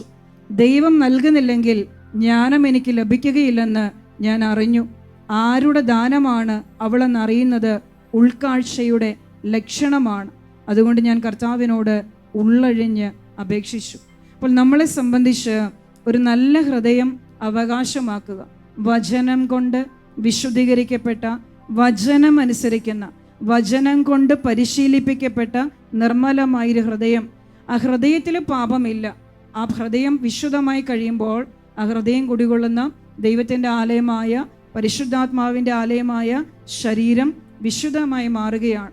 അപ്പോൾ നിർമ്മലമായൊരു ശരീരം എനിക്ക് ലഭിച്ചു, ഞാൻ നല്ലവനാണ്. അപ്പോൾ ഹൃദയവും ശരീരവും പാപത്തിൽ നിന്ന് വചനത്തിലൂടെ വിശുദ്ധീകരിക്കപ്പെട്ടുകൊണ്ട് ഏതൊരു മനുഷ്യൻ തൻ്റെ ഹൃദയത്തെയും ശരീരത്തെയും വിശുദ്ധിയിൽ നൈർമല്യത്തിൽ ഒരുക്കി വെക്കുന്നുവോ അവരിലേക്ക് ജ്ഞാനത്തിൻ്റെ അറിവിൻ്റെ വഴികൾ ഇറങ്ങി വരികയാണ് ഈ ദൈവ അനുഗ്രഹങ്ങളുമായിട്ട്. Hallelujah, hallelujah. ആ ജ്ഞാനം നമ്മുടെ ജീവിതത്തെ ക്രമപ്പെടുത്തുകയാണ്, ഭവനത്തെ ക്രമപ്പെടുത്തുകയാണ്, ഭൗതിക ആത്മീയ സാഹചര്യങ്ങളെ ക്രമപ്പെടുത്തുകയാണ്. ഇന്ന് നമ്മുടെ ഇടയിൽ, നമുക്കിടയിൽ, നമ്മുടെ കൂട്ടായ്മയിൽ, നമ്മുടെ ശുശ്രൂഷകളിൽ കർത്താവിൻ്റെ ദാസരിലൂടെ അറിവിൻ്റെയും ജ്ഞാനത്തിൻ്റെയും ഈ നദികൾ നിങ്ങളിലേക്ക് ഒഴുകുകയാണ്. ഈ അവസരങ്ങൾ ഉപയോഗിക്കുവാൻ ദൈവത്തിൻ്റെ പരിശുദ്ധാത്മാവ് നിങ്ങൾക്ക് അറിവ് നൽകട്ടെ, നിങ്ങൾക്ക് നല്ല ആഴമായ ചിന്താശേഷി നൽകട്ടെ. ഇന്ന് നിങ്ങൾക്ക് ലഭിക്കുന്ന ഈ അനുഗ്രഹം, നിങ്ങൾക്ക് ലഭിക്കുന്ന ഈ അവസരങ്ങൾ, ഈ പ്രബോധനങ്ങൾ, ഈ നിർദ്ദേശങ്ങൾ, ഈ ഉൾപ്രേരണകൾ നിനക്ക് സ്വീകരിക്കാൻ കഴിഞ്ഞാൽ ജ്ഞാനത്തിൻ്റെ ഈ നിധിയിൽ നമുക്കൊരു അവകാശം, ഒരു ബന്ധമുണ്ടാവുകയാണ്. അതല്ലെങ്കിൽ നാളെ യോഗ്യരായ അനേകർ വന്ന് നമ്മളെക്കാൾ അനുഗ്രഹീതരായി നമുക്ക് മുൻപേ ദൈവത്തോട് അടുത്ത് നിൽക്കുന്നത് നമ്മൾ കാണേണ്ടി വരും. അതുകൊണ്ട് നമുക്ക് വചനത്തിലൂടെ നമ്മളെ ഒരുക്കാം. നമ്മൾ സ്വീകരിച്ചിരിക്കുന്ന 2 അഭിഷേകങ്ങളിൽ എല്ലാ അനുഗ്രഹങ്ങളും എല്ലാ നന്മകളും ഉണ്ട്. അതുകൊണ്ട് ഇന്ന് മുതൽ ഇന്നലെ വരെയും നിങ്ങൾ അനുഗ്രഹത്തിന് വേണ്ടി മാത്രമാണ് പ്രാർത്ഥിച്ചതെങ്കിൽ ഇന്ന് മുതൽ നിങ്ങളുടെ ഹൃദയം വചനത്തിലേക്ക് തിരിയണം. Hallelujah, hallelujah. അതോടൊപ്പം തന്നെ നിങ്ങളെ അനുഗ്രഹിക്കണം. എല്ലാ ദിവസവും ഞാനൊരു സ്പ്രിഡഞ്ചീസാണ്, ദൈവം എന്നെ അനുഗ്രഹിക്കും. നിങ്ങളെ അനുഗ്രഹിക്കുക, എല്ലാ ദിവസവും അനുഗ്രഹിക്കുക. നിങ്ങളുടെ ഭവനത്തെ അനുഗ്രഹിക്കുക, നിങ്ങളുടെ കൃഷിഭൂമിയെ അനുഗ്രഹിക്കുക. ദിനവൃത്താന്ത പുസ്തകത്തിലെ അനുഗ്രഹത്തിൻ്റെ വചനം എന്താണത്? കർത്താവ് എൻ്റെ അതിരുകൾ വിസ്തൃതമാക്കണമേ, എൻ്റെ അതിരുകളെ വിസ്തൃതമാക്കണമേ. ഞാൻ നിങ്ങളോട് പറയും, ഈ അഭിഷേകം, നിങ്ങൾ ഈ അഭിഷേകം പ്രാപിച്ചിട്ടുണ്ടെങ്കിൽ ദാരിദ്ര്യത്തിൽ നിന്ന്, കടബാധ്യതകളിൽ നിന്ന്, ഇല്ലായ്മകളിൽ നിന്ന്, രോഗത്തിൽ നിന്ന്, തകർച്ചകളിൽ നിന്ന്, നാശത്തിൽ നിന്ന് നിനക്ക് വിടുതലുണ്ട്. നിനക്ക് വിടുതൽ ഉണ്ടാകണം. Hallelujah, hallelujah, hallelujah. നമുക്ക് എഴുന്നേറ്റ് നിൽക്കാം കർത്താവിൻ്റെ മുമ്പിൽ. നമുക്ക് കർത്താവിനോട് പറയാം, ദൈവം അബ്രാഹത്തെ വിളിച്ചു.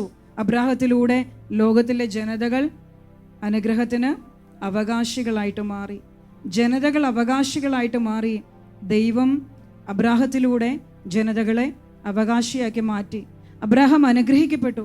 അതേപോലെ തന്നെ ദൈവത്തെ വിശ്വസിച്ച്, ദൈവത്തെ കേട്ടറിഞ്ഞ് ദൈവത്തെ വിശ്വസിച്ച സാധുവായ തോബിത്തും തൻ്റെ മരണത്തിനു മുൻപ് അവൻ്റെ ജീവിതത്തിലെ എല്ലാ ദുരിതങ്ങളും മാറി അവന് ഉത്തരമുണ്ടായി. Hallelujah, hallelujah. അതുകൊണ്ട് ദൈവമേ, ഞാൻ എത്ര വലിയ ശാപം പേറുന്നുണ്ടെങ്കിലും, ഞാൻ എത്ര വലിയ ദുരിതം പേറുന്നുണ്ടെങ്കിലും, എൻ്റെ പിതാക്കന്മാരുടെ അതിക്രമങ്ങൾ എത്ര വലുതാണെങ്കിലും കരുണ തോന്നി കൈനീട്ടി എൻ്റെ മേലുള്ള ശാപത്തിൻ്റെ അഴിയാ കുരുക്കുകളെ അങ്ങയുടെ അധികാരത്തിൻ്റെ അഗ്നിയിലും സ്പിഡനീസ് അഭിഷേകത്തിലും ജ്ഞാനത്തിൻ്റെ അധികാരത്തിലും എന്നിൽ നിന്ന്, എൻ്റെ ഭവനത്തിൽ നിന്ന് തകർത്തു കളയണമേ. കണ്ണുനീരോടെ പ്രാർത്ഥിക്കണം. നിങ്ങൾ ദുരിതമാണോ? ഞാൻ പറയും, നിങ്ങളൊരു കുടുംബനാഥനാണ്. ഒരു മാസം, ഒരു 3 ദിവസം ഉപവസിച്ച് പ്രാർത്ഥിച്ചു നോക്കിക്കേ. ആരും അറിയാതെ എൻ്റെ കുടുംബത്തോട്, എൻ്റെ തലമുറകളോട് ദൈവമേ അങ്ങയുടെ അനുഗ്രഹവും കൃപയും വർഷിക്കുമാറാകണമേ. നീ ഒരു കുടുംബനാഥയാണ്. നിങ്ങൾ പ്രാർത്ഥിച്ചു നോക്കിക്കേ. ഒരു മാസത്തിൽ ഒരു 3 ദിവസം നിങ്ങളുടെ കുടുംബത്തിന് വേണ്ടി ഉപവസിച്ച് പ്രാർത്ഥിക്കുന്നവരായി മാറിക്കേ.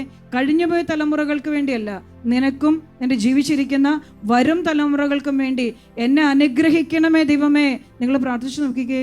എൻ്റെ ജീവിതത്തിലെ ചില കല്ലറകൾ തകർക്കപ്പെടുകയും അനുഗ്രഹത്തിൻ്റെ അദൃശ്യമായ കരം നിങ്ങളിൽ ഇറങ്ങി വരികയും ചെയ്യും. Hallelujah, hallelujah. നിങ്ങൾ ഈ വർഷങ്ങൾ അത്രയും ഈ അഭിഷേകത്തോട് ചേർന്ന് ഉറച്ചു നിന്നവരാണ്. അതുകൊണ്ട് നിങ്ങൾ അനുഗ്രഹത്തിൻ്റെ അവകാശികളാണ്. Hallelujah, hallelujah, hallelujah. നിങ്ങളുടെ ജീവിതത്തിൽ രോഗമാണോ? കർത്താവേ, ഞാനിപ്പോൾ മരിക്കുക എന്നുള്ളത് നിന്റെ ഹിതമാണോ? ഞാനെങ്ങനെ രോഗിയായിരിക്കും എന്നുള്ളത് നിന്റെ ഹിതമാണോ? ദൈവം എൻ്റെ സമയമായി എന്ന് ദൈവം വിചാരിക്കുന്നെങ്കിൽ പോലും ദൈവം, ഞാൻ അങ്ങോട്ട് പ്രാർത്ഥിക്കുകയാണ്, എൻ്റെ ആയുസ്സിൻ്റെ മധ്യത്തിൽ വെച്ച് എന്നെ എടുക്കരുതേ. അങ്ങയുടെ പദ്ധതികൾ, അങ്ങയുടെ അനുഗ്രഹം പ്രാപിച്ച് കടന്നു പോകാൻ എൻ്റെ ആയുസ് നീട്ടിത്തരണമേ.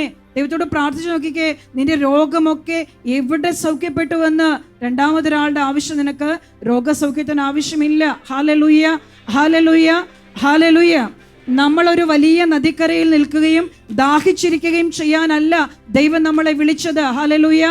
നമ്മളൊരു വലിയ നദിക്കരയിൽ നിൽക്കുകയും കുടിക്കാനുള്ള വെള്ളം അയൽപക്കക്കാരൻ്റെ മുമ്പിൽ കൈനീട്ടാനല്ല ദൈവം നമ്മളെ ഈ അഭിഷേകത്തിലേക്ക് വിളിച്ചത്. ഇത് നമ്മുടെ അനുഗ്രഹത്തിൻ്റെ സമയമാണ്. നമ്മളെ സമ്പന്നരാകാൻ ദൈവം നിശ്ചയിച്ച സമയമാണ്.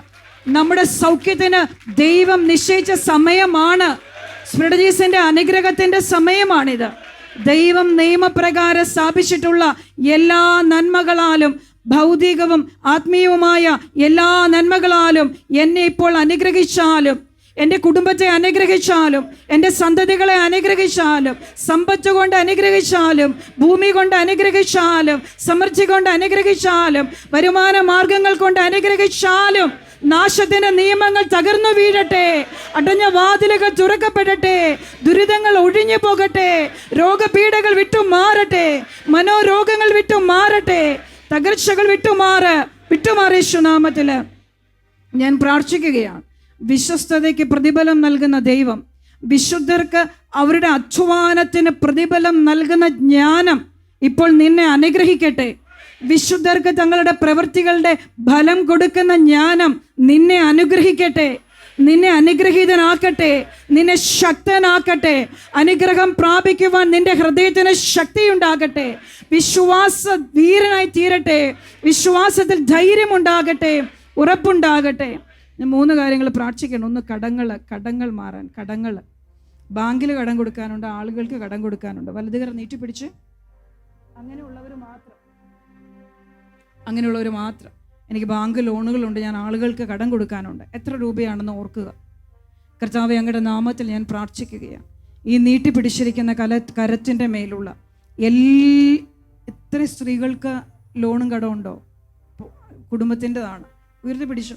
കർത്താവേ, ഞാൻ പ്രാർത്ഥിക്കുകയാണ്. കാദ്രമറിയുമെന്ന് ഞാൻ എൻ്റെ മേൽ വെച്ചിട്ടുള്ള അഭിഷേകത്തിൻ്റെ അധികാരത്തിൽ നിങ്ങളുടെ കരങ്ങളെ ബന്ധിച്ചിട്ടുള്ള കടത്തിൻ്റെ നിയമങ്ങളെ തകർത്തു കളയുന്നു. യേശു നാമത്തിൽ തകർന്നു വീഴട്ടെ. അനുഗ്രഹങ്ങൾ ഉണ്ടാകട്ടെ. കടബാധ്യതയുടെ ദുരിതങ്ങൾ ഒഴിഞ്ഞുപോ. എല്ലാ ജപ്തിയും ബന്ധിച്ച് ശാസിക്കുന്നു. അനുഗ്രഹത്തിന്റെ വാതിലുകൾ തുറക്കപ്പെടട്ടെ. അനുഗ്രഹീതരാകട്ടെ, അനുഗ്രഹീതരാകട്ടെ. അനുഗ്രഹത്തിന് അവകാശിയായി തീരട്ടെ, അനുഗ്രഹത്തിന് അവകാശിയായി തീരട്ടെ, അനുഗ്രഹത്തിന് അവകാശിയായി തീരട്ടെ. നിന്റെ ഈ ജീവിതകാലത്ത് ഭൗതിക സമ്പത്തിന്റെ സമൃദ്ധിയും സമാധാനവും നിനക്കുണ്ടാകട്ടെ, നിനക്കുണ്ടാകട്ടെ. ദുരിതങ്ങൾ ഒഴിഞ്ഞുപോ, ഒഴിഞ്ഞുപോ യേശുനാമത്തില്. എല്ലാ കടങ്ങൾ, ഉത്തിരിപ്പ് കടങ്ങൾ, ദശാംശ കടങ്ങൾ കർത്താവ് ഇളച്ചു തരട്ടെ. ഇളവുണ്ടാകട്ടെ, ഇളവുണ്ടാകട്ടെ യേശുനാമത്തിൽ. ലൂക്ക 10:19 വചനത്തിൽ, മത്തായി 18:18 വചനത്തിൽ എല്ലാ കടബാധ്യതകളെ ഞാൻ ബന്ധിക്കുന്നു. ഇനി കടത്തിനു വേണ്ടി നിന്റെ നാവ് ഉയരാതിരിക്കട്ടെ, നിന്റെ കൈ നീളാതിരിക്കട്ടെ. അനുഗ്രഹങ്ങൾ ഉണ്ടാകട്ടെ, അനുഗ്രഹങ്ങൾ ഉണ്ടാകട്ടെ. അനുഗ്രഹത്തിന് നീ യോഗ്യനായി തീരട്ടെ. നിന്റെ ഹൃദയം യോഗ്യമാകട്ടെ. കടത്തിൻ്റെ എല്ലാ കെട്ടുകളും അഴിഞ്ഞു വീഴട്ടെ, ചങ്ങലകൾ അഴിഞ്ഞു വീഴട്ടെ. എല്ലാ അപമാനവും വിട്ടുമാറട്ടെ. ദാരിദ്ര്യത്തിൻ്റെ അപമാനം വിട്ടുമാറട്ടെ. എല്ലാ നിന്ദനങ്ങളും വിട്ടുമാറ്, വിട്ടുമാറ്. ഞാൻ അനുഗ്രഹിക്കുന്നു യേശുനാമത്തിൽ, യേശുനാമത്തിൽ ഞാൻ അനുഗ്രഹിക്കുന്നു. ഈ അഭിഷേകത്തെ നിങ്ങൾ ദൈവത്തോട് ഉടമ്പടി ചെയ്യുക. ദശാംശത്തിൻ്റെ ഒരു ഉടമ്പടി. ഹൃദയം കൊണ്ട് കർത്താവേ, എനിക്ക് പറ്റുന്നത് പറയുക, പറയുന്നത് ചെയ്യുക. നീ ദൈവം മാത്രമാണ്. അങ്ങ് എനിക്ക് തരുന്ന സമ്പത്തിൻ്റെ, യാക്കോബിനോട് കർത്താവ് പറഞ്ഞു, ഞാൻ നിന്നെ അനുഗ്രഹിക്കും. അവൻ്റെ പിതാവായ അബ്രാഹത്തിൻ്റെ അനുഗ്രഹം, ഇസഹാക്കിൻ്റെ അനുഗ്രഹം, ഇതെല്ലാം യാക്കോബിനുണ്ട്. ദൈവം അവന് പ്രത്യക്ഷപ്പെട്ട് യാക്കോബിനോട് പറഞ്ഞു, നിന്നോടുകൂടെ ഞാൻ വരും, നിന്നെ ഞാൻ അനുഗ്രഹിക്കും, നിന്നിൽ നിന്നൊരു ജനതയെ ഞാൻ രൂപപ്പെടുത്തും, നീ വലിയ സമ്പന്നനായി തീരും. അപ്പോൾ യാക്കോബ് പറയുകയാണ്, അവിടുന്ന് എനിക്ക് ഉണ്ണാനും ഉടുക്കാനും തരികയും ഞാൻ പോകുന്നിടത്ത് എന്നോടുകൂടെ ഉണ്ടായിരിക്കുകയും ചെയ്താൽ എനിക്ക് കിട്ടുന്ന എല്ലാത്തിനെയും 10-1 കർത്താവെ അവിടുത്തേതായിരിക്കും. അവനൊരു ഉടമ്പടി ചെയ്യുകയാണ്. എന്നാൽ ദൈവത്തിന് യാക്കോബിന് കൊടുത്ത അനുഗ്രഹം വളരെ വലുതാണ്. ദൈവം യാക്കോബിനോട് ഒരു ഉടമ്പടി ചെയ്തു. യാക്കോബ് ദൈവത്തോട് തിരിച്ചൊരു ഉടമ്പടി ചെയ്ത് ആ അനുഗ്രഹത്തിൻ്റെ നിയമത്തെ അവൻ്റെ മേലെ സന്തതികളിലും യാക്കോബ് ദൃഢമായി ഉറപ്പിക്കുകയാണ് ജ്ഞാനത്തിലൂടെ. ഹല്ലേലൂയ. നിങ്ങൾ ഇന്ന് ദൈവത്തോടൊരു തീരുമാനമെടുക്കുക. ഏത് പാപമാണോ, ഏത് ഞെരുക്കമാണോ, പ്രാർത്ഥനയില്ലായ്മ, അവിശ്വാസം, അനുഗ്രഹിക്കപ്പെടണമെന്ന ആഗ്രഹമുണ്ട്, ആഗ്രഹിക്കും. പിന്നെ നീ നിഷ്ക്രിയനായി പോവുകയാണ്. നിന്നിലെ നിഷ്ക്രിയത്വം, നിന്റെ ആത്മീയ ജീവിതത്തിൻ്റെ നിഷ്ക്രിയത്വം, അതെല്ലാം തകർന്നു വീഴട്ടെ. കർത്താവിൻ്റെ കരം നിന്റെ മേൽ ഇറങ്ങി വരട്ടെ. അവിടുത്തെ ശക്തി ഇറങ്ങി വരട്ടെ. അവിടുത്തെ അധികാരം ഇറങ്ങി വരട്ടെ. ഇനി നിങ്ങൾക്ക് ദൈവം, എനിക്ക് സ്വന്തമായിട്ട് ഭവനം, കൃഷിഭൂമി, വരുമാന മാർഗങ്ങൾ വേണം. അടുത്ത കരം കൂടി ഉയർത്തിപ്പിടിക്കുക. യേശുവിൻ്റെ 2 കരങ്ങൾ ഉയർത്തിപ്പിടിക്കുക. യേശുവിൻ്റെ സ്വർഗത്തിലും ഭൂമിയിലും നരകത്തിലും അധികാരവും ശക്തിയുമുള്ള നാമത്തിൽ ഈ ജനത്തെ ഞാൻ അനുഗ്രഹിക്കുകയാണ്.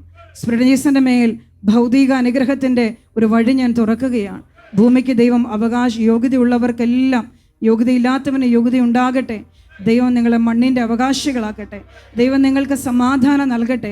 അധിവാസയോഗ്യമായ ഭവനം നൽകട്ടെ. ഭവനമില്ലാത്തവർക്ക് ഭവനവും മണ്ണും ഉണ്ടാകട്ടെ. അധിവസിക്കാനുള്ള സമ്പത്ത് നൽകട്ടെ, സമൃദ്ധി നൽകട്ടെ, ആരോഗ്യം നൽകട്ടെ, ജീവിതം നൽകട്ടെ. ദൈവം നിൻ്റെ കുടുംബത്തെ ക്രമപ്പെടുത്തട്ടെ.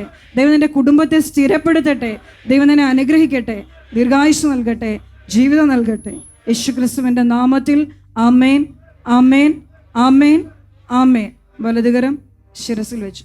കർത്താവായ യേശുവിൻ്റെ സ്തുതിച്ചുകൊള്ളുക. യേശുവിൻ്റെ നാമത്തിൽ പിതാവ് വാഗ്ദാനം ചെയ്ത അബ്രാഹത്തിന് കൊടുത്ത അനുഗ്രഹം യേശുക്രിസ്തു വഴി എല്ലാവരുടെ മേലുണ്ടാകുമാറാകട്ടെ. യേശു വഴി അനുഗ്രഹത്തിൻ്റെ വാതിലുകൾ തുറക്കപ്പെടട്ടെ. അനുഗ്രഹത്തിൻ്റെ വാതിലുകൾ തുറക്കപ്പെടട്ടെ. അനുഗ്രഹവും ശക്തിയും അധികാരവും സമാധാനവും ഉണ്ടാകട്ടെ. ഹല്ലേലൂയ, ഹല്ലേലൂയ, സ്തോത്രം, ഗ്ലോറി, ഹല്ലേലൂയ, സ്തോത്രം ദൈവമേ. കർത്താവെ, ഞാൻ പ്രാർത്ഥിക്കുകയാണ്, ഈ ജനം ഇവരുടെ ഭവനങ്ങളിൽ ചെന്ന് അങ്ങയുടെ വചനം ധ്യാനിച്ച് അങ്ങയുടെ അറിവിൻ്റെ വചനങ്ങൾ, അറിവിൻ്റെ വചസ്സുകൾ തങ്ങളുടെ ജീവിതത്തെ ക്രമപ്പെടുത്തി തന്നെ ദൈവം മുമ്പിൽ താഴ്ത്തി ആര് അങ്ങയുടെ വചനത്തെ പിൻപറ്റുന്നുവോ അവൻ്റെ ജീവിതകാലം അത്രയും അങ്ങയുടെ അനുഗ്രഹങ്ങൾ ഇവരെ പിൻപറ്റട്ടെ. ഇവരിൽ നിന്ന് അനുഗ്രഹങ്ങൾ പിൻവലിക്കപ്പെടാതിരിക്കട്ടെ. അനുഗ്രഹത്തിൻ്റെ ഒരു വഴിയെ ഞാൻ തുറന്നു വയ്ക്കുകയാണ്. അനുഗ്രഹത്തിൻ്റെ വാതിലുകളെ തുറക്കുകയാണ് യേശു ക്രിസ്തുവിൻ്റെ നാമത്തിൽ. ആമേൻ, ആമേൻ, ആമേൻ, ആമേൻ.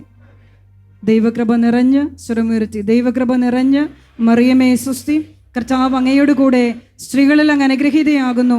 അങ്ങേ തിരുവുദരത്തിൻ ഫലമായി ഈശോ അനുഗ്രഹീതനാകുന്നു.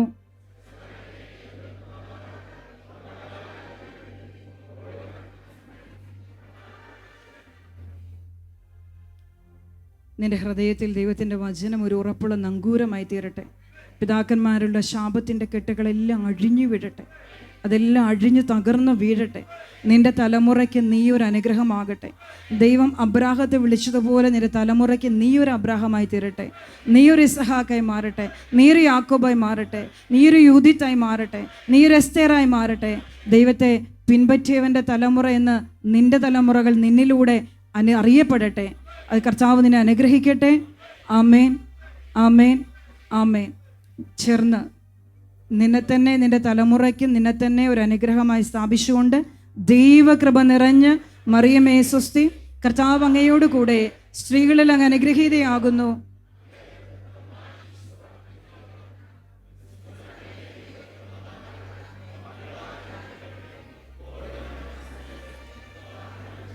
ഞങ്ങൾ ഈ ദേശത്തെ അനുഗ്രഹിക്കുകയാണ്. ഈ ആലക്കോടിനെ അനുഗ്രഹിക്കുന്നു. ഇവിടെയുള്ള സ്പിരിറ്റ് ജീസസ് മക്കളെ അനുഗ്രഹിക്കുന്നു. എല്ലാ സ്പിരിറ്റ് ജീസസ് കുടുംബങ്ങളെ അനുഗ്രഹിക്കുന്നു. ഈ കണ്ണൂർ ജില്ലയിലെ എല്ലാ സ്പിരിറ്റ് ജീസസ് മക്കളെ അനുഗ്രഹിക്കുകയാണ്. വയനാട്, കാസർഗോഡ്, കോഴിക്കോട് ജില്ലകളെ അനുഗ്രഹിക്കുന്നു. മറ്റു ജില്ലകളിൽ നിന്ന് വന്നവരെല്ലാം അനുഗ്രഹമായി തീരട്ടെ. ആമേൻ, ആമേൻ, ആമേൻ. ഈ ദേശത്ത് സ്ഥാപിക്കപ്പെട്ട സ്പിരിറ്റ് ജീസസിൻ്റെ അഭിഷേകവും അധികാരവും അനുഗ്രഹവും വിശ്വസ്തരായ സ്പിരിറ്റ് ജീസസ് കുടുംബങ്ങളിൽ ശാശ്വതമായി കുടികൊള്ളട്ടെ. ഞങ്ങൾ നിങ്ങളുടെ കുടുംബങ്ങൾക്ക് സമാധാനം ആശംസിക്കുകയാണ്. സമാധാനമുണ്ടാകട്ടെ. സമാധാനത്തിൻ്റെ പുത്രൻ നിങ്ങളിൽ വസിക്കുമാറാകട്ടെ. ആമേൻ, ആമേൻ, ആമേൻ. നിൻ്റെ വർഷങ്ങളായിട്ടുള്ള കണ്ണുനീരിന് പ്രാർത്ഥനയ്ക്ക് അനുഗ്രഹം തരുന്ന ദൈവം അനുഗ്രഹത്തിൻ്റെ വഴികൾ നിന്നിൽ ഉറപ്പിക്കട്ടെ. യേശു ക്രിസ്തുവിൻ്റെ നാമത്തിൽ. ആമേൻ, ആമേൻ, ആമേൻ. ദൈവകൃപ നിറഞ്ഞ് മറിയമേ സ്വസ്തി, കർത്താവ് അങ്ങയുടെ കൂടെ സ്ത്രീകളിൽ അങ്ങ് അനുഗ്രഹീതയാകുന്നു. അങ്ങേ തിരുവുദരത്തിൻ ഫലമായി ഈശോ അനുഗ്രഹീതനാകുന്നു.